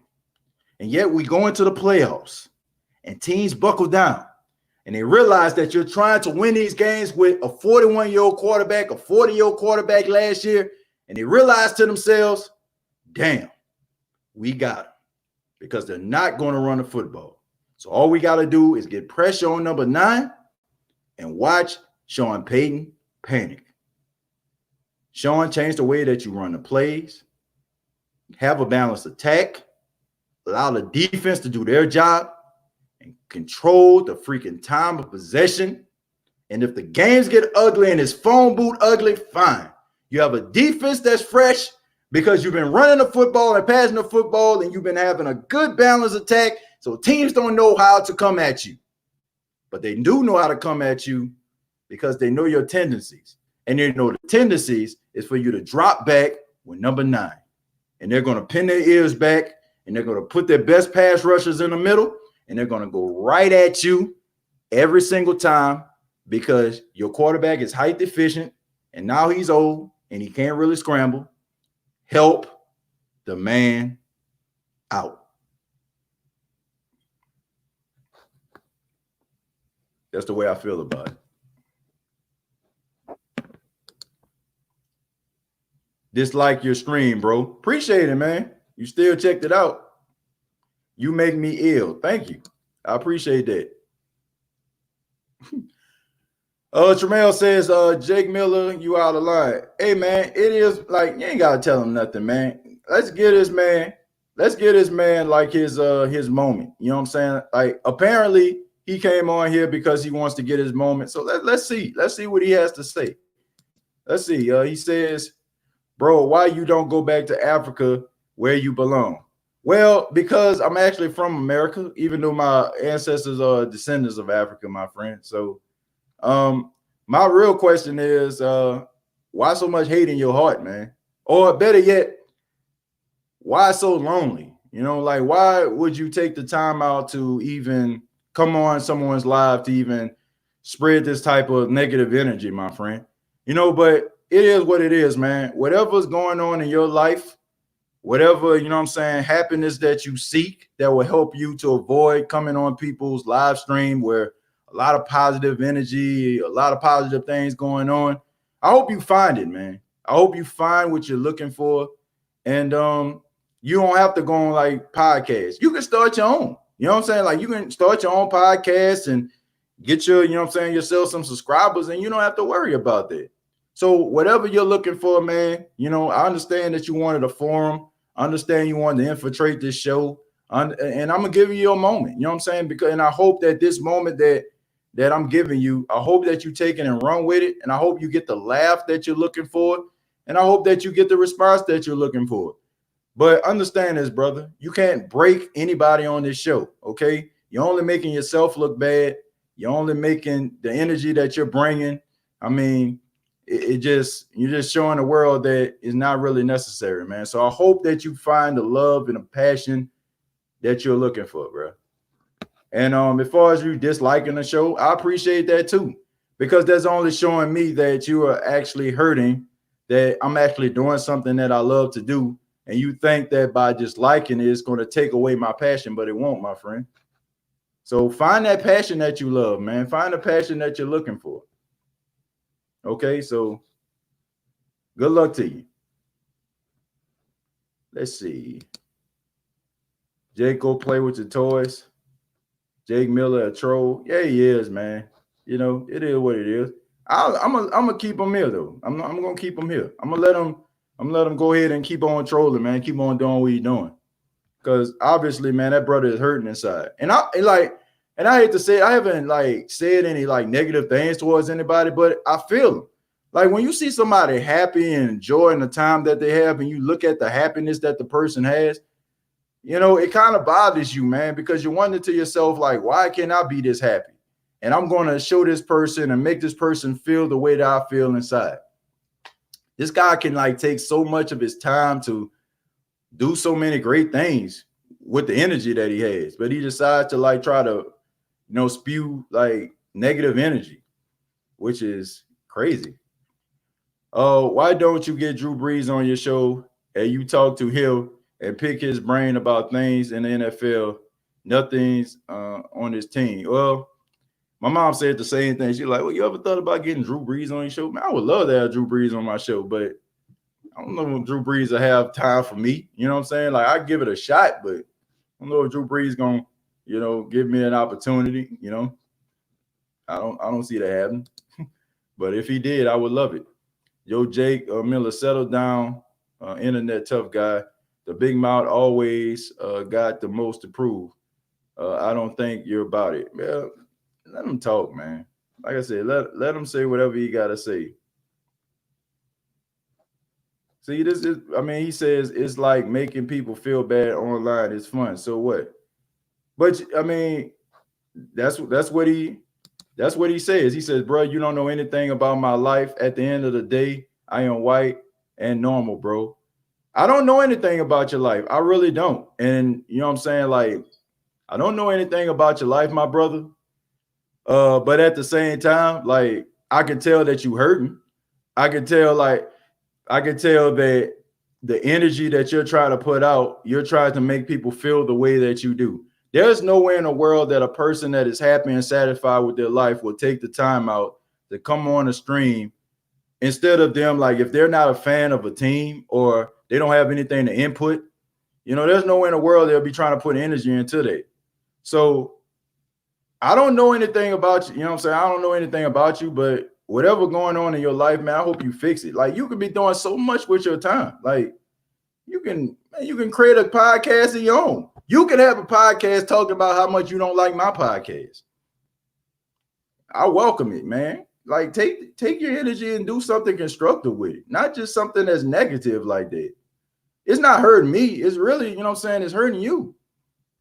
Because, nobody's looking like, oh, man, he trolling TJ's show. Nobody's even thinking about you like that, man. So I'm hurting for you, my brother. Like, find some happiness. And if this make you happy, then fine, keep knowing it. You are now ordered to wear a mask during the show. John Bell Edwards. Shouts out to the governor. John Bell Edwards. You are now ordered to wear a mask during the show. Well, I don't have a mask up in here right now. I don't have a mask, so too bad. And I'm in the comfort of my own home. So, John Bell, much respect to you. Think you're doing a good job out there in Louisiana. Some people might differ, but yeah, I'm not wearing a mask. So what? TJ, how much do you think we will pay Alvin Kamara? I personally feel like we can pay him enough, but not Zeke and Saquon money, unless he just wow us and we still have to pay Ramczyk and others. Well, you're not going to get no money like that because he's not an every down back. I mean, when you share a backfield with someone else, there's always leverage for the other team. But I do think they need to respect that man and not just disrespect that man with the bankroll. I don't know how much they're going to pay him, but hopefully they pay him respectfully. TJ, you in Fitz Vegas plus Big Q on a live, man. It was so epic. Sorry to change the subject, but man, y'all had me laughing hard at work about Jameis' quarterback ability. Well, thank you, man. If I gave you and Big Q and Fitz Vegas, if we all gave you something to laugh at and we kept you entertained at work, man, then we done our job. Die Hard Saints fan, thank you so much, man, and thank you for tuning in. Scoob Q is Uncle Phil and TJ is Carl Winslow. Like I said, I'd rather be Will Smith and Martin Lawrence. And let me be Martin Lawrence because I don't think nobody won't be Will Smith right there. And you know what I'm saying, it might be a little bit of an entanglement going on with that. John Bell Edwards, you putting too many restrictions on a brother. Chase Young or Nick Bosa? I'm going with Nick Bosa. I'll go with Nick Bosa. Chase Young hasn't proven anything yet. John Bell Edwards, how about a cost of living raise, brother? Now we're going at John Bell Edwards. So that's the part of the show we reached. Let's throw down a little bit because I said quite a bit. So I apologize to some of those. Josh and G, let's see what he got to say. I'll debate Jake Miller. He is too intelligent, and I'm afraid I'll be out overmatched. I don't know, man. I mean, he seemed like he has a lot to say. But like I said, I just wish that he'd take his energy and he can do some great things. It seems like you have a lot to say. I'm looking at this chat. I mean, he's saying quite a bit. So imagine what you can do if you actually took like a webcam and put it in front of you, or like got like a good quality mic, imagine how much content you can create. I mean, there's a lane for everybody. Anyway, back to the happy people. Chemo Slice. Yeah, man. Josh and Jesus, you need to man up and stop being afraid. What are we talking about? Being afraid of what? What's up, TJ? Devron, what's going on, man? That whole Saints fan says you missed my comment. I don't think. Well, I know I read it now. I know I read your comment. Let's see. I had to scroll down a little bit, man, because sometimes, like some of the conversation that I have, I'll be talking about a certain topic, and then I'll start reaching at like that certain area, and then I end up talking about something else, and I end up being stuck talking about something I said about 10 minutes ago. So that's why I'm kind of scrolling down. So I apologize.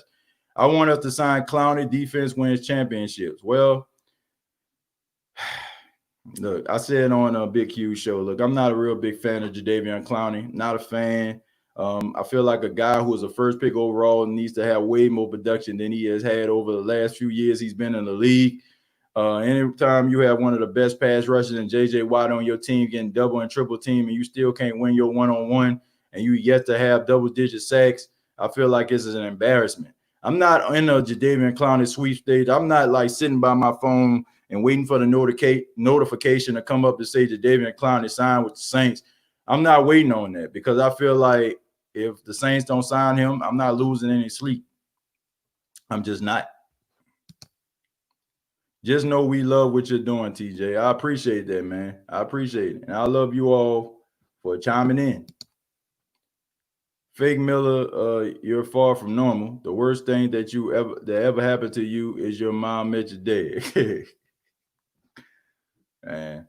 Look, man, like I said, man, positive vibes, man. You know what I'm saying? Like I said, I understand, and I think we all understand what this is all about. Like I said, I'm gonna give him his platform, man. I'm gonna give him he's on here. I'm gonna give him his respect. I'll trade Murray for Maheen Mostert. I would too. I ain't gonna lie about that. That's a good point, Jamar. I would. So true, Dwayne. Josh and Jesus, don't be a wimp. What are we talking about? Well, Jamal, why are we going at Josh and Jesus, man? Why are we going at Josh and Jesus for? Josh and Jesus is a cool cat, man. Why are we talking about Jamal? How do you think the Saints will use Ty Montgomery? Do you think he'll be balanced or between running back and wide receiver? I think it'll be the latter, man. I think it'll be what you just said about running back and wide receiver. That's what he did for the Green Bay Packers. I feel like the Saints can use him in different ways. And I think that he can be used as almost like a weapon. So I'm looking forward to seeing what he can do. Jake Miller looking like a fake. Me and Johnny from Karate Kid. Oh, man. The Chiefs or Ravens, who do you think has represented the AFC out of these two teams? Or do you say a dark horse team if it's not the two of them I mentioned? I feel like it's probably going to be the Pittsburgh Steelers, man. I feel like the Pittsburgh Steelers, a lot of people weren't paying attention how good they were down the stretch. They were in playoff contention, man. Man, they turned some things around, especially like when they end up getting cornerback from the Miami Dolphins, man, name escapes me. I cannot believe I'm forgetting these people's names. They're gonna pop right into it. But when they end up getting him from the Miami Dolphins and he came to the team, you know what I'm saying, he actually turned it around. I mean, he was like catching interceptions left and right, and he played like really good defensively. Why can I remember this guy's name? I mean, he's like right in. It wasn't Marlon Humphreys. Who was it? Somebody tell me this guy's name. Y'all know exactly what I'm talking about. He went to Alabama. I cannot believe that I don't remember this guy's name. But he ended up going to like the Pittsburgh Steelers, and he helped their secondary, man. And the defense, they played a whole lot better. So, yeah. Also, you must get the clap then. I don't know what we're talking about here. Everybody going at Jake Miller. TJ, you need to block that bum Jake Miller. Is everybody okay? I'll put it like this, man. It's up to the Who Dat Nation here. Now, Jake, Okay, Jake right now is in the chat. Okay, should I block Jake Miller from the chat? Simple yes, simple no. Should we block Jake? Okay, this isn't my decision. Okay, this is the decision of the Who Dat Nation. That's how we roll. Okay, we got Jake Miller here saying facts. I'm pretty sure he said a lot more than that. He's talking about he gets different girls weekly. Ain't nothing wrong with that, brother. You're a ladies' man. He says, don't hate on my six-pack, bro, because you jealous. You're not me. Okay, we got all this going on. We got a brother that got a six-pack. We got a brother that gets girls weekly. He says facts, you know what I'm saying? Not in a way that, you know what I'm saying, is correct. More so like you're actually sending a notification. So, question is, should we block Jake Miller? Should we block him? Okay. I'm seeing Jared Poor says yes. Dwayne giving a thumbs up about 1,000,000 gazillion times. Brian says yes. Edward Green says, can I be okay? I think he talking about somebody else. I think he talking about a whole different subject there. I'll get to you in a minute, Edward. We're talking about blocking Jake Miller, the ladies' man, the six-pack that gets ladies every day, straight facts. Okay, he's even dropping some homosexual slurs, which I will not even dignify. Okay, so Jake Miller making Josh and Jesus afraid. Okay. Look, man, we're not going to slander anybody in the room. We ain't going to slander. We're not going to talk about Josh and Jesus, okay? We ain't talking about that, all right? So I'm seeing a whole bunch of thumbs up, okay? So right now,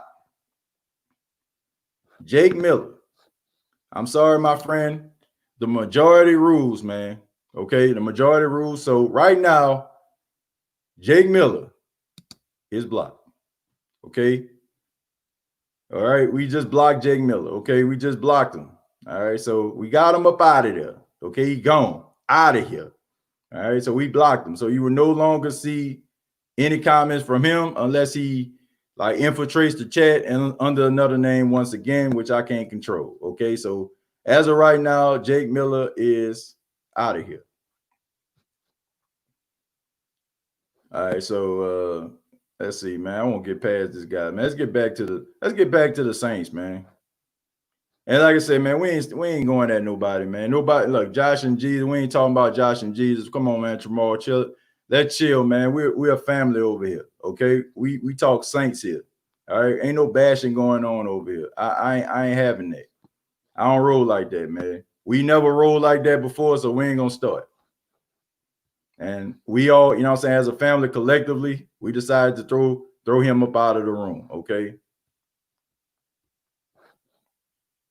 I'm seeing, you know what I'm saying, several people said block them, everybody, you know what I'm saying, pretty much on one accord. Kevin says, great show earlier today. That was fantastic. Y'all need to do more roundtables in the season because ESPN don't know anything about the Saints. I 100% agree with that, Kevin. They know absolutely nothing except Cowboys, Giants, Philadelphia Eagles, Pittsburgh Steelers, you know, the normal teams that they feel like are legendary teams, you know, but that's just about ratings. Man, that show with you and Big Q this morning was epic. I was all in it, man. I appreciate it, man. I appreciate that. Yeah, man. I looked at that show today, man. It's very rare that I look at myself and I'm like, I'm entertained by myself. You know what I'm saying? And other, you know what I'm saying? Like, I feel like between like me, Big Q, Fisk, and CB, I feel like it was a great combination. Great combination. You think the Saints are done making any more moves for this upcoming season? No, I don't. I just feel like it kind of stopped because of the pandemic. I'm strolling down a little bit, folks. So, like I said, we're going to try to move on. Let me see. Is it fair or foul to label Sean Payton and Drew as choke artists? It's starting to be that way, Iceman.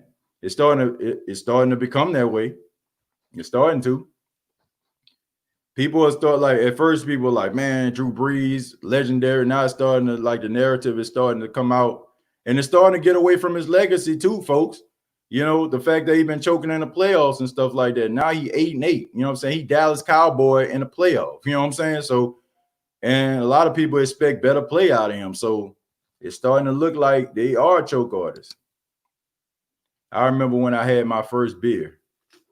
That ought to have been great. I remember my first beer too. I remember I turned 21 years old.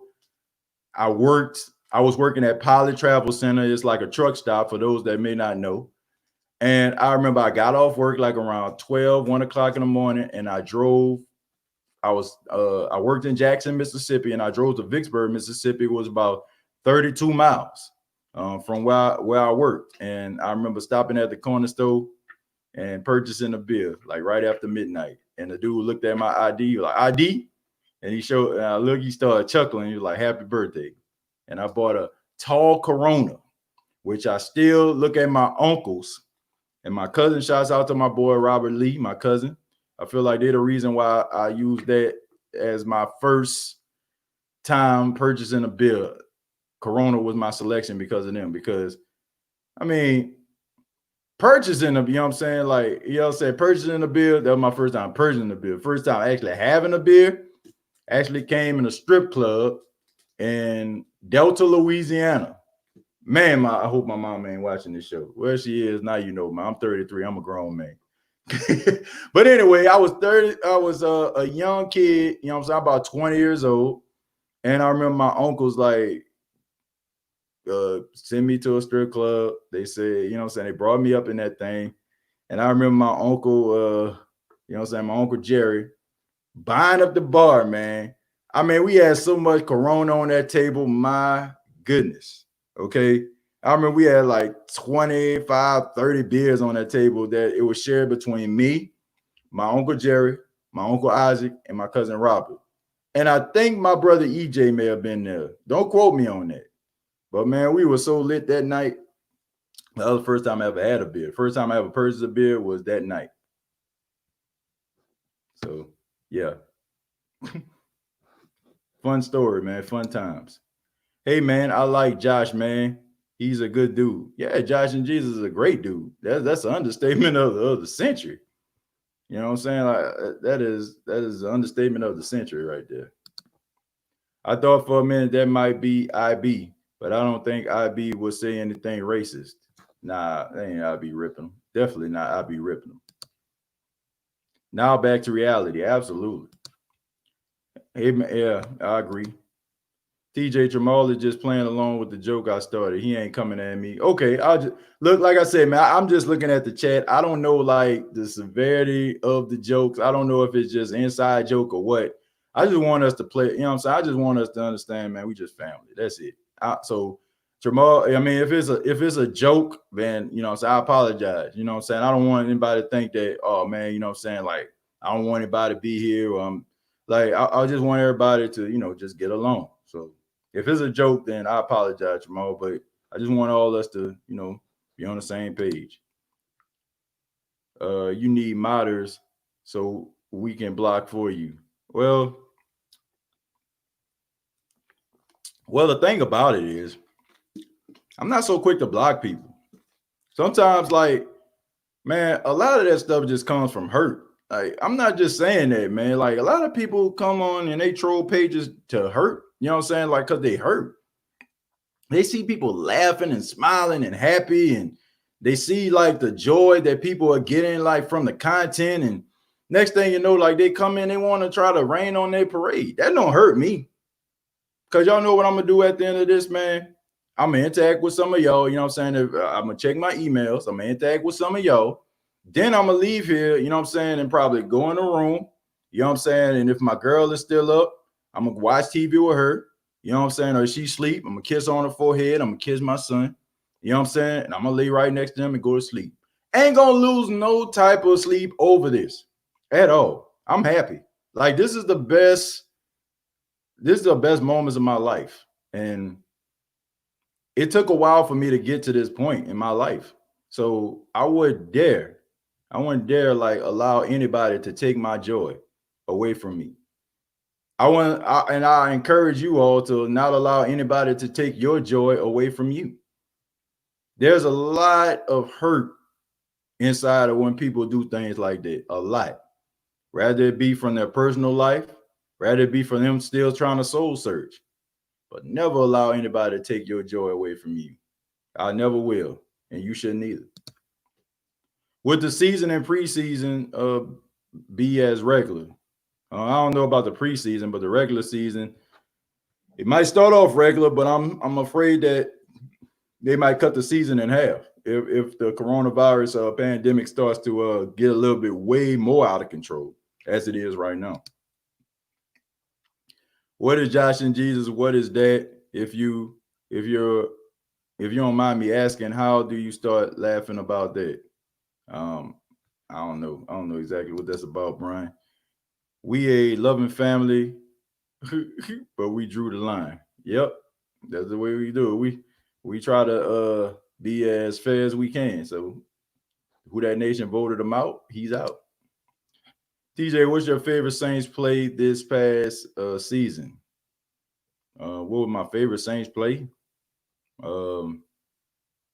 ain't gonna lie. It actually surprisingly came from Traquan Smith. It was the play that the play that we thought was going to win the game against the San Francisco 49ers. That was my favorite play. Believe it or not, it came from Traquan freaking Smith. Yes. It was the play that should have sealed up the game before the defense did what the defense does, choke at the last minute. So, yeah. The round table was entertaining. Good stuff. Yeah, I enjoyed that. No doubt. Definitely was entertaining. TJ, what was your... Oh, yeah, I already read that. Chosen, I'm going to get to you, man. I'm going to get to you. I ain't forget.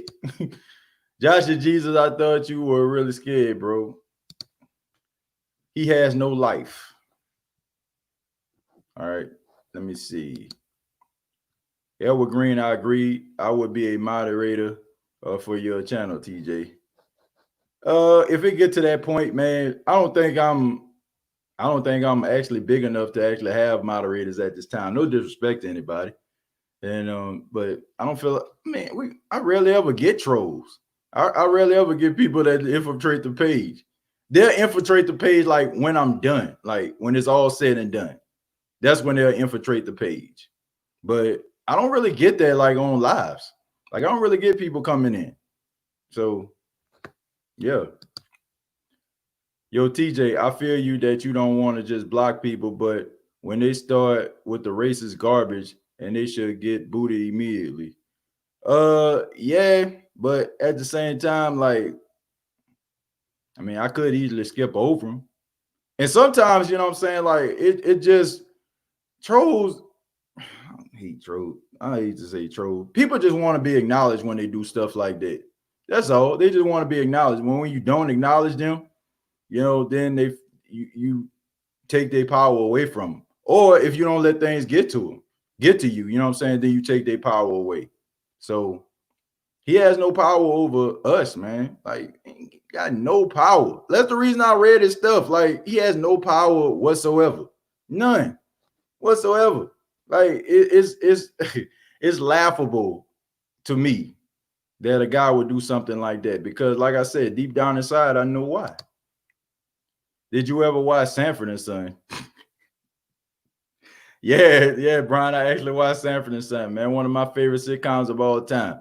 You big dummy. Hear that, Elizabeth? I'm coming to join you, honey. Yeah, I used to watch that, man. Yeah, absolutely. I'll be ripping them. Thank you for the $2. He said, racism sucks. We all fart the same way. Absolutely. Absolutely, man. We all fart the same way. Might be in different directions, but we all fart the same way. Thank you for the $2. I'll be ripping. What is Josh and Jesus? I started laughing about it when you guys were talking about it. Stop the presses. Traquan actually made it to this episode. Yeah, man. Yeah, believe it or not, like it was a pretty impressive play that Traquan made, man. I just feel like he made it a little bit too early. So even when Traquan does something good, he does something bad. Yeah, Traquan was all blooded up on that play. Yeah, but you know, he made a good play. Just not at the time I wish he did. All forms of racism is wrong. Yeah, I agree. Racism needs to go somewhere. We a big family. Sometimes there's tough love, but we family. Yeah, straight up. TJ, have you ever met any Saints player in person? If so, who was the last you met? Norman Hand was the last Saints player that I ever met in person. Norman Hand. Yeah, that's probably the last Saints player I ever met in person that I actually had a conversation with. I don't really count like Saints players that I actually seen, like, oh, you know what I'm saying? If I see them practicing, I see them playing, like, oh, I seen, nah, that don't count. Actually having a full-fledged conversation, Norman Hain. Let's see. We got the fart master in the house. Absolutely. Love Sanford and Son. I think we all did, man. Rest in peace, Norman Hain. Yeah, man. Part of the lunch bunch. Those guys that weren't afraid, you know what I'm saying, to run up a bill at dinner time. Definitely.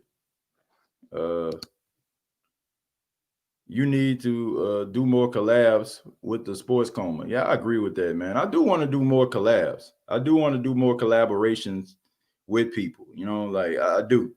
You know, I don't mind like doing collaborations with people. Honestly, I don't even care if you have a channel. I just don't want people to just to be up here not having anything to say. You know what I'm saying? Just be like, I want to be on the show and don't really be having anything to say and put everybody to sleep. You know what I'm saying? Like if you're gonna do something like that, then I'd rather, you know what I'm saying, kind of help you, you know what I'm saying, make that transition, because I don't want to say you can't be on the show. Like maybe like a lot of people aren't where they need to be as far as like projecting themselves and getting their point across. I can help people with that if people are interested in it, like, so I would never like just deny people like, oh man, you ain't getting on here, but just have something to say. You know what I'm saying? Send me like, a video or something like that, you talking about the Saints, if you don't have a channel yet, and I can, if you're not, well, I feel like, I won't say well, I feel like, because who the hell am I?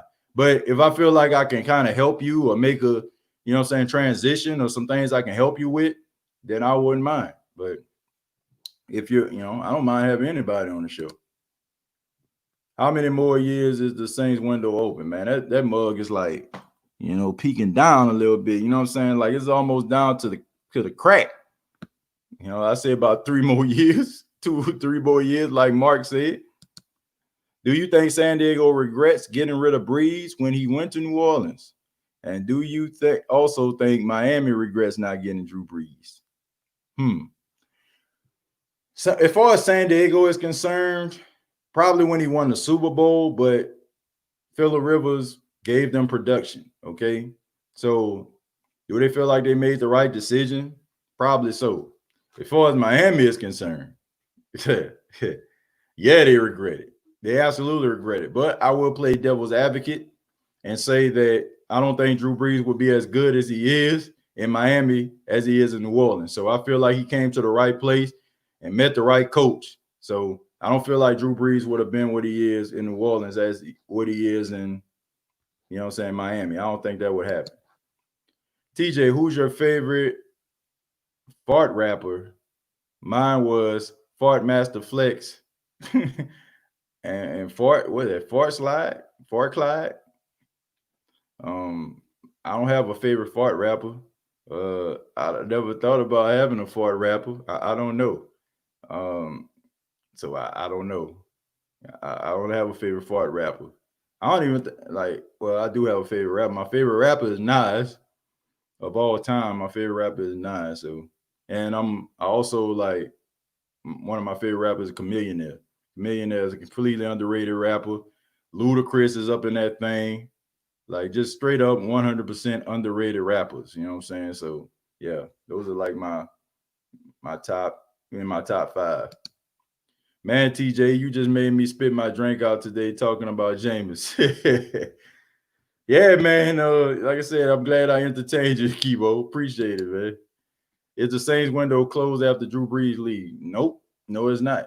I feel like they still have opportunity. They still got good leadership on the team. And if they get the right quarterback or a decent quarterback, I feel like they can get the job done. Only one miss from the collab with Deuce Winham. Yeah, I mean, I love to work with Deuce Winham. You know what I'm saying? Like if he would like to work together, I would love to work with Deuce Winham. I think he does outstanding job with his channel. I mean, I think he's been at it for quite some time, man. I think he like, man, he like the creme de la creme when it comes to like some of these YouTube channels for the Saints, man. So I would love to work with him, man.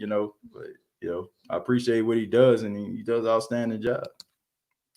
Divisional games only. Play every other week. Give you 16 weeks. Someone gets COVID, they have 2 weeks to quarantine. The last solution. Man, that is well thought out. I 100% agree with that. Would not be mad at that at all. And you'll always have games because you'll be able to alternate weeks. I like that. Okay. Like let one team play, let them skip, what I'm saying? A few teams skip a week, then those fair share teams play. Man, somebody, you thought that out. You thought that out. Outstanding. I gotta give you a round of applause for that one. That is outstanding right there. That is some well thought out information right there, man.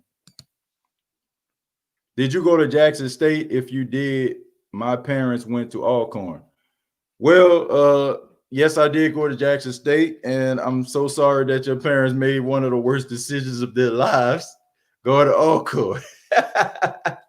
No, I'm just kidding, man. Shouts out to Alcorn State, man. My cousin, shouts out to DJ. He actually graduated from Alcorn State. I don't have anything against Alcorn State except for the fact that they out there in the woods somewhere, man. And I have to remove some trees, and then I got a canoe and kayak through a lake in order for me to get to their school. But nevertheless, shouts out to Alcorn State. They running a swag right now, straight up, because it definitely ain't us. We suck. Okay, y'all heard that first right here. Jackson State University football team sucks. Minka Fitzpatrick. Thank you very much, Kai. Thank you very much. I could not say his name for the life of me. Minka Fitzpatrick. Yeah, is one from Alabama drafted to the Dolphins and traded midseason. Yep, absolutely right. I could not think of his name for nothing. I am from New Orleans, but have been living in California since 1987. Man, well, you still New Orleans, you know what I'm saying? No doubt. Okay. I left New Orleans when I was 19. I'm still from New Orleans. Anybody ask me, where you from? From New Orleans. That is where I'm from. And if Hurricane Katrina didn't happen, who knows how long I would have stayed in New Orleans. So, but TJ, my favorite topic you did is when you were ripping the Falcons, aka that team. Yeah, man. Sometimes I can go in. I really don't know when it's coming, to be honest with you, and I like it that way because I be looking at some people like do rants, and I just feel like they just do rants because they feel like that's what people expect of them. When y'all see me like just go off on a tangent, like it's because somebody triggered something in the show, or the fact that I seen something. Like when y'all see me go off on that tangent on when the Saints drafted Cesar Ruiz, when I first seen that was genuine. Like when y'all see me go at them Falcon fans, like that was genuine. When y'all seen like the NFC Championship game back in 2018 and I was snapping, that was genuine.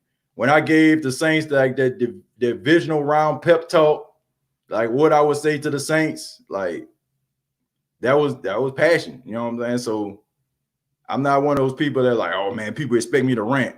Nah, y'all get that real from me.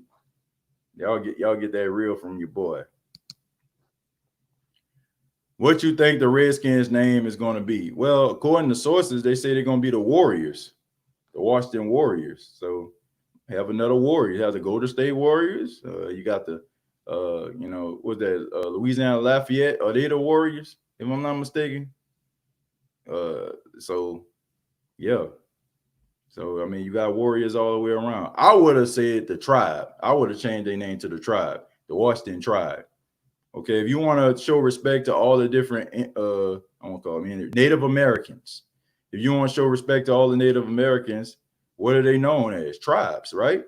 I mean, so why not just change it to the tribe? You can show all respect to all of the different Native American tribes out there. So that's what I would have did. I'll be ripping them. How about the Fart Boys? The Fart Boys, we on fire. I'll be ripping them. And Nas started out as Nasty Fart. Nasty Fart. Many people don't know that. That man is clever. I'll be ripping is clever. TJ, you listen to Gangstar yet? Yeah, I listened to a little bit of him, but inevitable, I must say, man. I mean, the guy's pretty good, but just not my cup of tea. Just not my cup of tea, man. I think that he's a conscious rapper from what you said, but just not my cup of tea. I'm not really big on hip hop, believe it or not, folks. Like I listen to it, and it depends on what type of vibe I'm on. You know what I'm saying? But I mean, I really don't listen to hip hop like that. I like R&B. Like I like R&B music. I like alternative music. I listen to everything, which I have no choice because the station I work at, they play all different genres. So I have to listen to everything. Tupac. Most underrated rapper is Dub C. Yeah, Dub C is pretty underrated with the West Side Connection. I can agree with that. I used to like Mac 10. Mac 10 was my guy. Mac 10 to the rescue. Backyard Boogie. Kai, Fart Boys were good, but I'd say Grandmaster with the Method Mel was the best from that era. I don't know who that is. Believe it or not, that's something I never even heard of. Believe it or not, I'm shocked. Usually I'm kind of in that loop because I had uncles that grew up in that era, and I was fortunate, man. My uncles, they were close to me in age. Like my uncle Isaac was born in 79, my uncle Jerry was born in 81, and I was born in 86. So I'm so like those guys were like my brothers. I don't even refer to them as uncle. I refer to them by their first name. That's how close we were. So they were listening to that stuff when I was a young kid on the floor, So I'm kind of well rounded in this stuff. Rakim, Big Daddy Kane, Biggie, Nas, and Scarface, top five. I said my top five would be Nas, a Chameleon in there, Ludacris, without saying like some of the people like Kendrick and J. Cole, who right now, those are the guys that I would refer to. I'll put Tupac in that thing, and I'll put Snoop Dogg in there too. I like Snoop Dogg too. Got a little Snoop Dogg. How do you think that the Saints defense improved with Malcolm Jenkins at strong safety now? Well, I think the communication will get better, Edward. I think that's a very important thing. I think the communication will grow and develop. And I just think that they're going to have leadership in the secondary. I'm going to read a few more, and then we're going to get up out of here, folks. Oh, yeah, TJ, I was on your show that night when Saints made the first draft pick. The face you made was funny as hell. I couldn't be mad at the pick from laughing at you. Man, I snapped. I absolutely snapped in there. BB King. Yeah, man, BB King, straight legend. Gangster was deep, TJ. Yeah, man. I mean, like I said, I think a lot of people have a lot of respect for him. Like I said, that's just wasn't really my cup of tea. Not no disrespect to him. I think he was rapping about some great things. Kwame in the house. Nelly Mel. Melly Mel. I guess he corrected it. Ice Cube, America's Most Wanted album was dope. Yeah, man, it was, man. That was a classic album right there. That was his, I think that was his album, like right when he left, right when he left NWA. So yeah, man. I mean, Ice Cube a legend, man. Ice Cube was the one that was writing all the rhymes for the most part for most of them dudes in NWA. So if you like NWA, you definitely like Ice Cube. Tupac and everybody else. Read I Be last one. Let me see. Read his last one. What did he say? Jamal, 40 Cent was decent, but I don't like how we went at Poop Diddy. Yeah, man. 40 Cent or 50 Cent, he a legend out there in New York. I want to say he's my favorite rapper all the time. No, I mean he was okay rapper. I think he was a little bit overrated though. TJ, who is your favorite quarterback of all time, and also your favorite Saints quarterback of all time? Well, the Saints quarterback of all time clearly is Drew Brees. My favorite quarterback of all time is Joe Montana. That's my favorite quarterback of all time. My favorite quarterback of the modern era right now is Russell Wilson. I was born in Laurel, Mississippi, and I lived in Indiana, but I'll be moving all over this country, but always Saints fan forever. I've been to Laurel a couple of times, man. My job used to send me to Laurel all the time when I was out there in Mississippi. Yeah, man. I mean, still, man, you always can be a Who Dat at heart. Always, man, no matter where you go. Jada Kiss, Big L, Jay-Z, Common, AZ, round out my top 10. Yeah, AZ, man. I love AZ. Visualizing the realism, my life and actuality. Vocals the baddest. A person's status depends on salary, and my mentality is money orientated. I'm destined to live the dream for all my people haven't made it this year. Yeah, man, that's my guy. You know what I'm saying? That's my guy right there. AZ, man. I'm back. Da-da-da-da-da. Yeah, man, very underrated rapper. My friend is a Grambling fan, and he thinks that they are better than Alcorn when we dominated the competition, which is Southern. Well, Grambling did have some good years, man. They disappointed, losing to North Carolina A&T on national television. I didn't appreciate that, but yeah, man, Grambling and Alcorn be going at it, man. So yeah, I mean, if they got pride, yeah, I'm not mad at that. How old is Saints players that play for the New Orleans Saints? Who's your favorite player and why? How old is Saints players that play for the New Orleans Saints? Who's your favorite player and why? My favorite player, man, is Drew Brees. Drew Brees is my favorite Saints player of all time. I mean, how can you not pick Drew Brees as your number one? Man brought credibility to the Saints. I mean, this guy brought a championship to the Saints. This guy has all the statistical records as a quarterback. You know what I'm saying? And he did it as a quarterback of the Saints. So I don't see why. You know what I'm saying? It's like to me, when the 49ers say Joe Montana, then everybody else. That's kind of like what this is. It's like Drew Brees and everybody else. You know what I'm saying? Take your pick. It can be Drew Brees, and then I feel like they have to have some thinking involved. But Drew Brees is, I mean, honestly, man, how can you not say Drew Brees is not your favorite New Orleans Saint? I mean, you can, but it'd be hard pressed not to be in your top two. You can say I don't know, you gonna say Joe Horn then Drew Brees or something, or Ricky Jackson then Drew Brees or something, but he has to clearly be your favorite Saints player. We beat Southern 10 times in a row. Well, yeah. Yeah, Alcorn pretty good, man. They've been pretty good over the past decade. They weren't that good when I was there, though. We used to beat them. When it's all said and done, will Wilson be ahead of Drew all time? That's a good question. I'm not sure. The way that Seattle plays, I don't know. I don't know if he'll be ahead of Drew Brees. But he'll be in the Hall of Fame, I can tell you that, where Drew Brees is going to be at. Let's see. Yeah, TJ, AZ is the truth. Yeah, man, AZ is that guy. Do you watch WWE? If so, who is your favorite wrestler? I definitely watch WWE. You're looking at a guy, Dalton, that went to WrestleMania 3 times. I went to WrestleMania 30 when Undertaker lost the streak. I've been to WrestleMania 32 when Shane McMahon jumped off the top of the cage. And I went to the most recent WrestleMania in New Orleans. I think that was 34, if I'm not mistaken. I went to WrestleMania 34.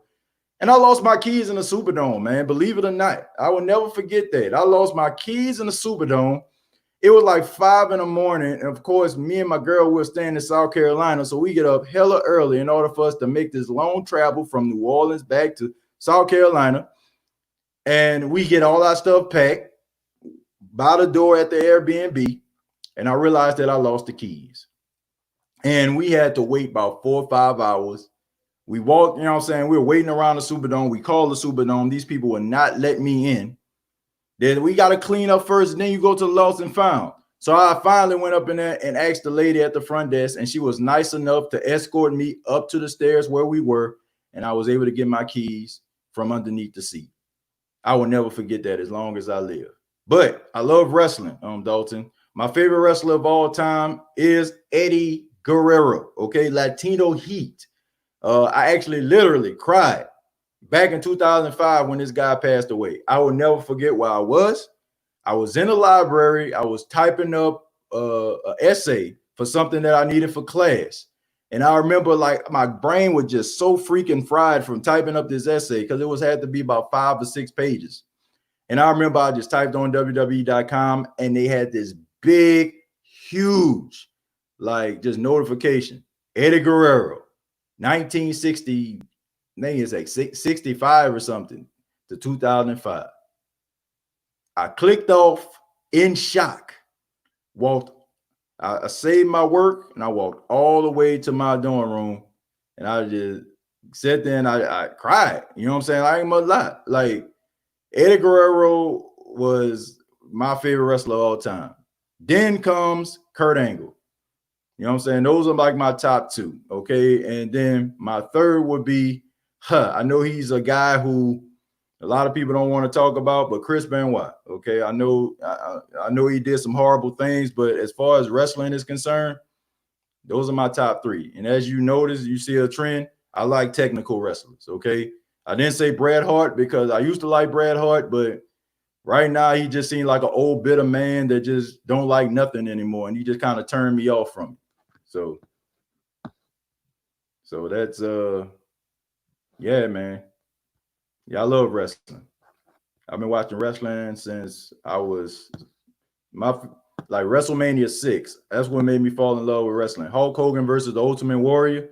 I remember my uncle's going to Blockbuster Video and them bringing back WrestleMania 6, and we was watching it in the living room. And I can just remember that epic match. 2 fan favorite wrestlers going toe to toe, something we never seen before. And at that moment, I fell in love with wrestling.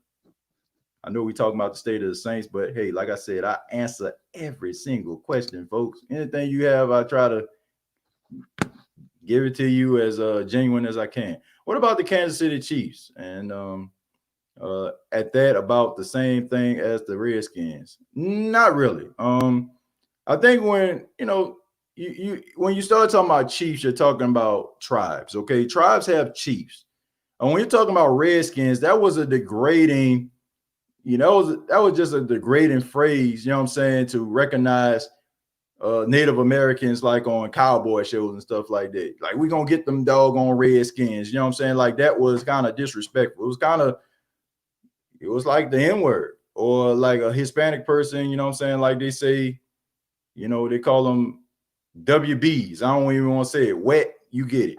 You know what I'm saying? So that's the reason why. When you talk about Chiefs, you're talking about a tribe. When you're talking about Warriors, you're talking about a tribe. I think they're gonna come for Cleveland really soon. I don't know. Okay, they might have the Indians change their name because that's not politically correct. And for those that don't know where the term Indian actually came from, it came from Christopher Columbus. Christopher Columbus, who came to the Americas, who sailed the ocean blue in 1492. He ended up coming to the Americas and mistakenly thought that he was in the West Indies. Okay, so when he got here, he was like, these must be Indians because your boy didn't have a GPS. He only had a compass, and he thought he was in the West Indies. So he named the Native Americans Indians because he thought he was in, the West Indies around the Indian Ocean, which was incorrect. So that's where the term Indian actually comes from. For those that don't know, a little history lesson for y'all. TJ has some rhyming skills, man. No, AZ has some rhyming skills. Those are AZ bars. I wish I could flow like that. Marcus Colston is a Hall of Famer to me, TJ. Yeah, in my heart he is, but according to the NFL, probably not. I mean, you probably gonna have to wait 30 years. He's gonna have to be in that old school class. You might see Marcus Colston coming up their wheelchair and I want to thank everybody for voting me in. Nah, that's when he gonna get in. Do you watch NXT? Yes, I do. Shouts out to Keith Lee winning the NXT championship and the North American championship from Adam Cole, baby. Yeah, I do watch it. So shouts out to Adam Cole, man. Great title run, but Keith Lee is the absolute truth. Do you watch AEW wrestling on TNT Wednesday night? That boy plugged the show and everything. That man plugged the channel and everything. Man, somebody said Brian some money. Yeah, I do watch AEW, man. Shouts out to John Moxley, man, aka Dean Ambrose, AEW champion, the American Nightmare Cody, the TNT champion. You know what I'm saying? Hangman Adam Page, you know what I'm saying? Like, Kenny Omega tag champions. I like a lot of these guys, man. They're hungry there. You know what I'm saying? There's some hungry guys, and all the matches are good. You can feel the passion from those guys. I like Jungle Boy. You know what I'm saying? I like Jungle Boy. I like him a lot. I like Luchasaurus. Those are some of my dark horses, man. So I know we reached the point where we talking, like I said, we talking about wrestling, but Ryan asked the question. I'm giving you answers, man. I was there to TJ at the last WWE in New Orleans, man. That was dope, though. I've never been to a Monday Night Raw. That's something I wanted to do. I would love to go to a Raw after WrestleMania. I heard they'd be dope. Do you listen to the Black and Blue Report? Yeah, I do from time to time. I try to stay away from listening to certain things because I don't want it to affect the way that I deliver things to you all. But I do pay attention to it. Yes, I do. I am aware of it. Viva La Rata. Rest in peace, Eddie Guerrero. Absolutely. Junkyard Dog was my favorite. You're telling your age there, John. I remember the Monday Night Raw, WCW, Monday Nitro, and WWE Raw. Yeah, the Monday Night Wars, man. Yeah, absolutely. I definitely remember that, man.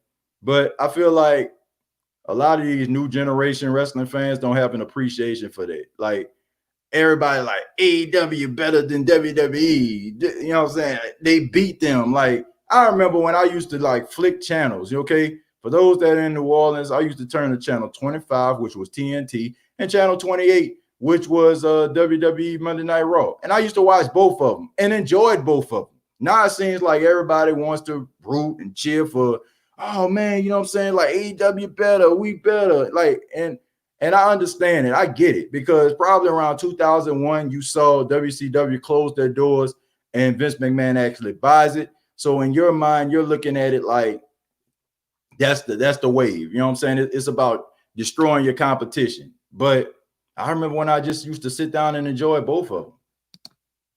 Razor Ramon was my favorite. Hey, yo. Yeah, I used to like him too. You know what I'm saying? Throwing the toothpick. Yeah, I enjoyed Razor Ramon. Very underrated wrestler. Never held the WWF championship at the time. It was WWF, not WWE. But yeah, man, that was crazy. TJ, I met Tupac in a Jamaican restaurant 8 months before he died. We actually bumped into each other, and I was leaving, and he was walking in. He apologized before I could say out loud, Tupac. Well, that's dope, man. That speaks to his character. You know, shouts out to Tupac, rest in peace. I like Chris Benoit. I know you don't want to go there, but I still don't believe Benoit did it. Who you think did it? Kevin Sullivan?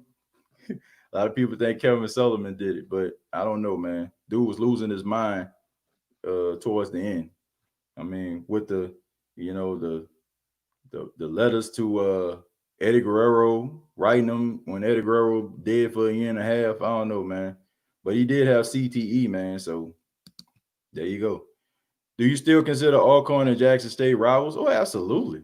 I mean, even though Jackson State has had some down years, man, that don't stop them from being rivals. Yes, absolutely.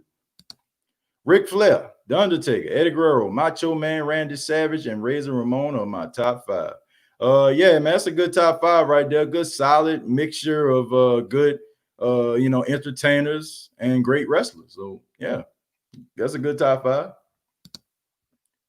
I bet that was awesome, Dwayne. Tupac was my favorite rapper. Yeah, man, I'm pretty sure it was. Bumping into Tupac. And then you definitely have an appreciation for it, especially 8 months after he died. Wow. Know you appreciated that. My favorite all time is The Undertaker, Steve Austin, Eddie Guerrero, and Chris Benoit. Yeah, it's a good little list right there. For all my wrestling fans in the Who Dat Nation, man, put your top five in there. We'll close that out. We're reading top fives, all right? Undertaker was my dad's favorite. Sting was my brother's favorite. Mine was Stone Cold Steve Austin, Triple H, The Rock, and Trish Stratus.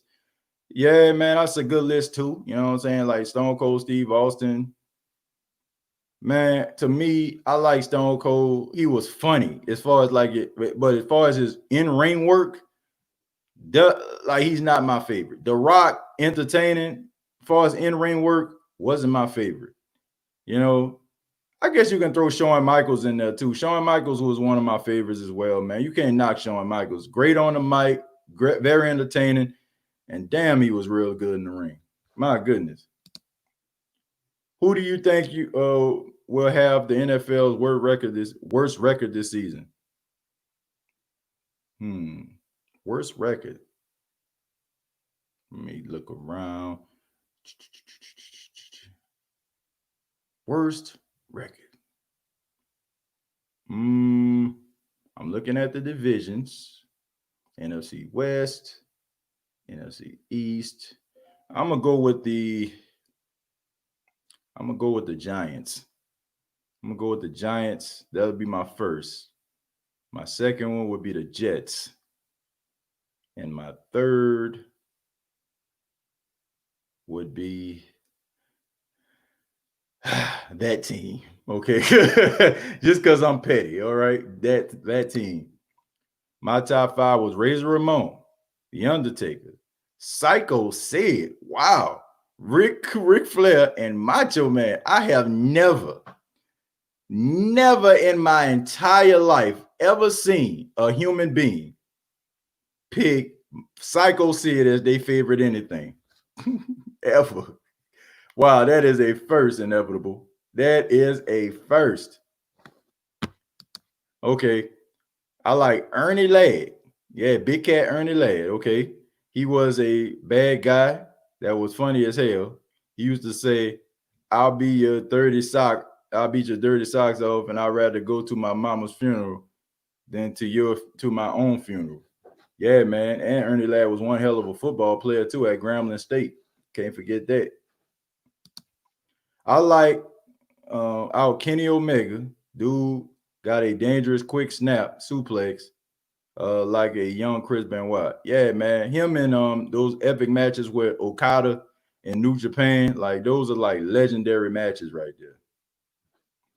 You know what I'm saying? Those are some epic matches. That's TJ for doing the Q&A, and I'm glad to be back. And good night, everyone. Yeah, man, we about to get up out of here, man. Thank you very much, Jackie, for being a part of the live. Thank you very much for chiming in. I really do appreciate this. I don't want to forget Chosen. I don't want to forget anybody. These are going to be the last one, and then I'm going to read Dalton, and then we're going to get up out of here.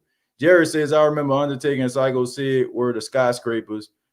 Theodore Long was their manager. I remember that, man. I definitely remember that. You know, I was young, but I definitely remember my uncles like watching those guys. My top five all-time wrestlers: The Undertaker, Stone Cold Steve Austin, Eddie Guerrero, Chris Benoit, Edge, and right now Randy Orton, Keith Lee Strowman, The Fiend, and AJ Styles. That's a good list right there, man. There ain't nothing wrong with that. You know, I wouldn't put Braun Strowman in there, but I definitely like Bray Wyatt. Bray Wyatt is so incredible, man. It is a doggone shame the way Vince McMahon books this guy, makes him look like absolute trash.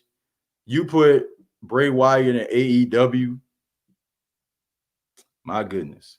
But thank you all very much, man, for checking out the live. I really do appreciate it, man. And if you have not already, please subscribe to the YouTube channel, youtube.com. Search The State of the Saints Podcast. Also, check out facebook.com, search The State of the Saints Podcast, and check out the audio version of The State of the Saints. Okay, we're available on Apple Podcasts, iTunes, Spotify, iHeartRadio, and Alexa. All you have to do is say, Alexa, play The State of the Saints Podcast, and the most recent episode will be available to you. Once again, check out Big Q's Saints Think Tank or the Sports Coma. That's available on YouTube. You can type in Pro Media, and you can check out. I was a guest on his show on today, so you can go ahead and check it out, man. Had a really good time with him. Subscribe to his channel. Tell him that TJ sent you. You know what I'm saying? And show some love to your boy, man. We're all part of the Who Dat Nation. No big eyes and little U's, but there is a W in Who Dat, and hopefully we have a lot of those this season. Till next time, all I got to say is Who Dat.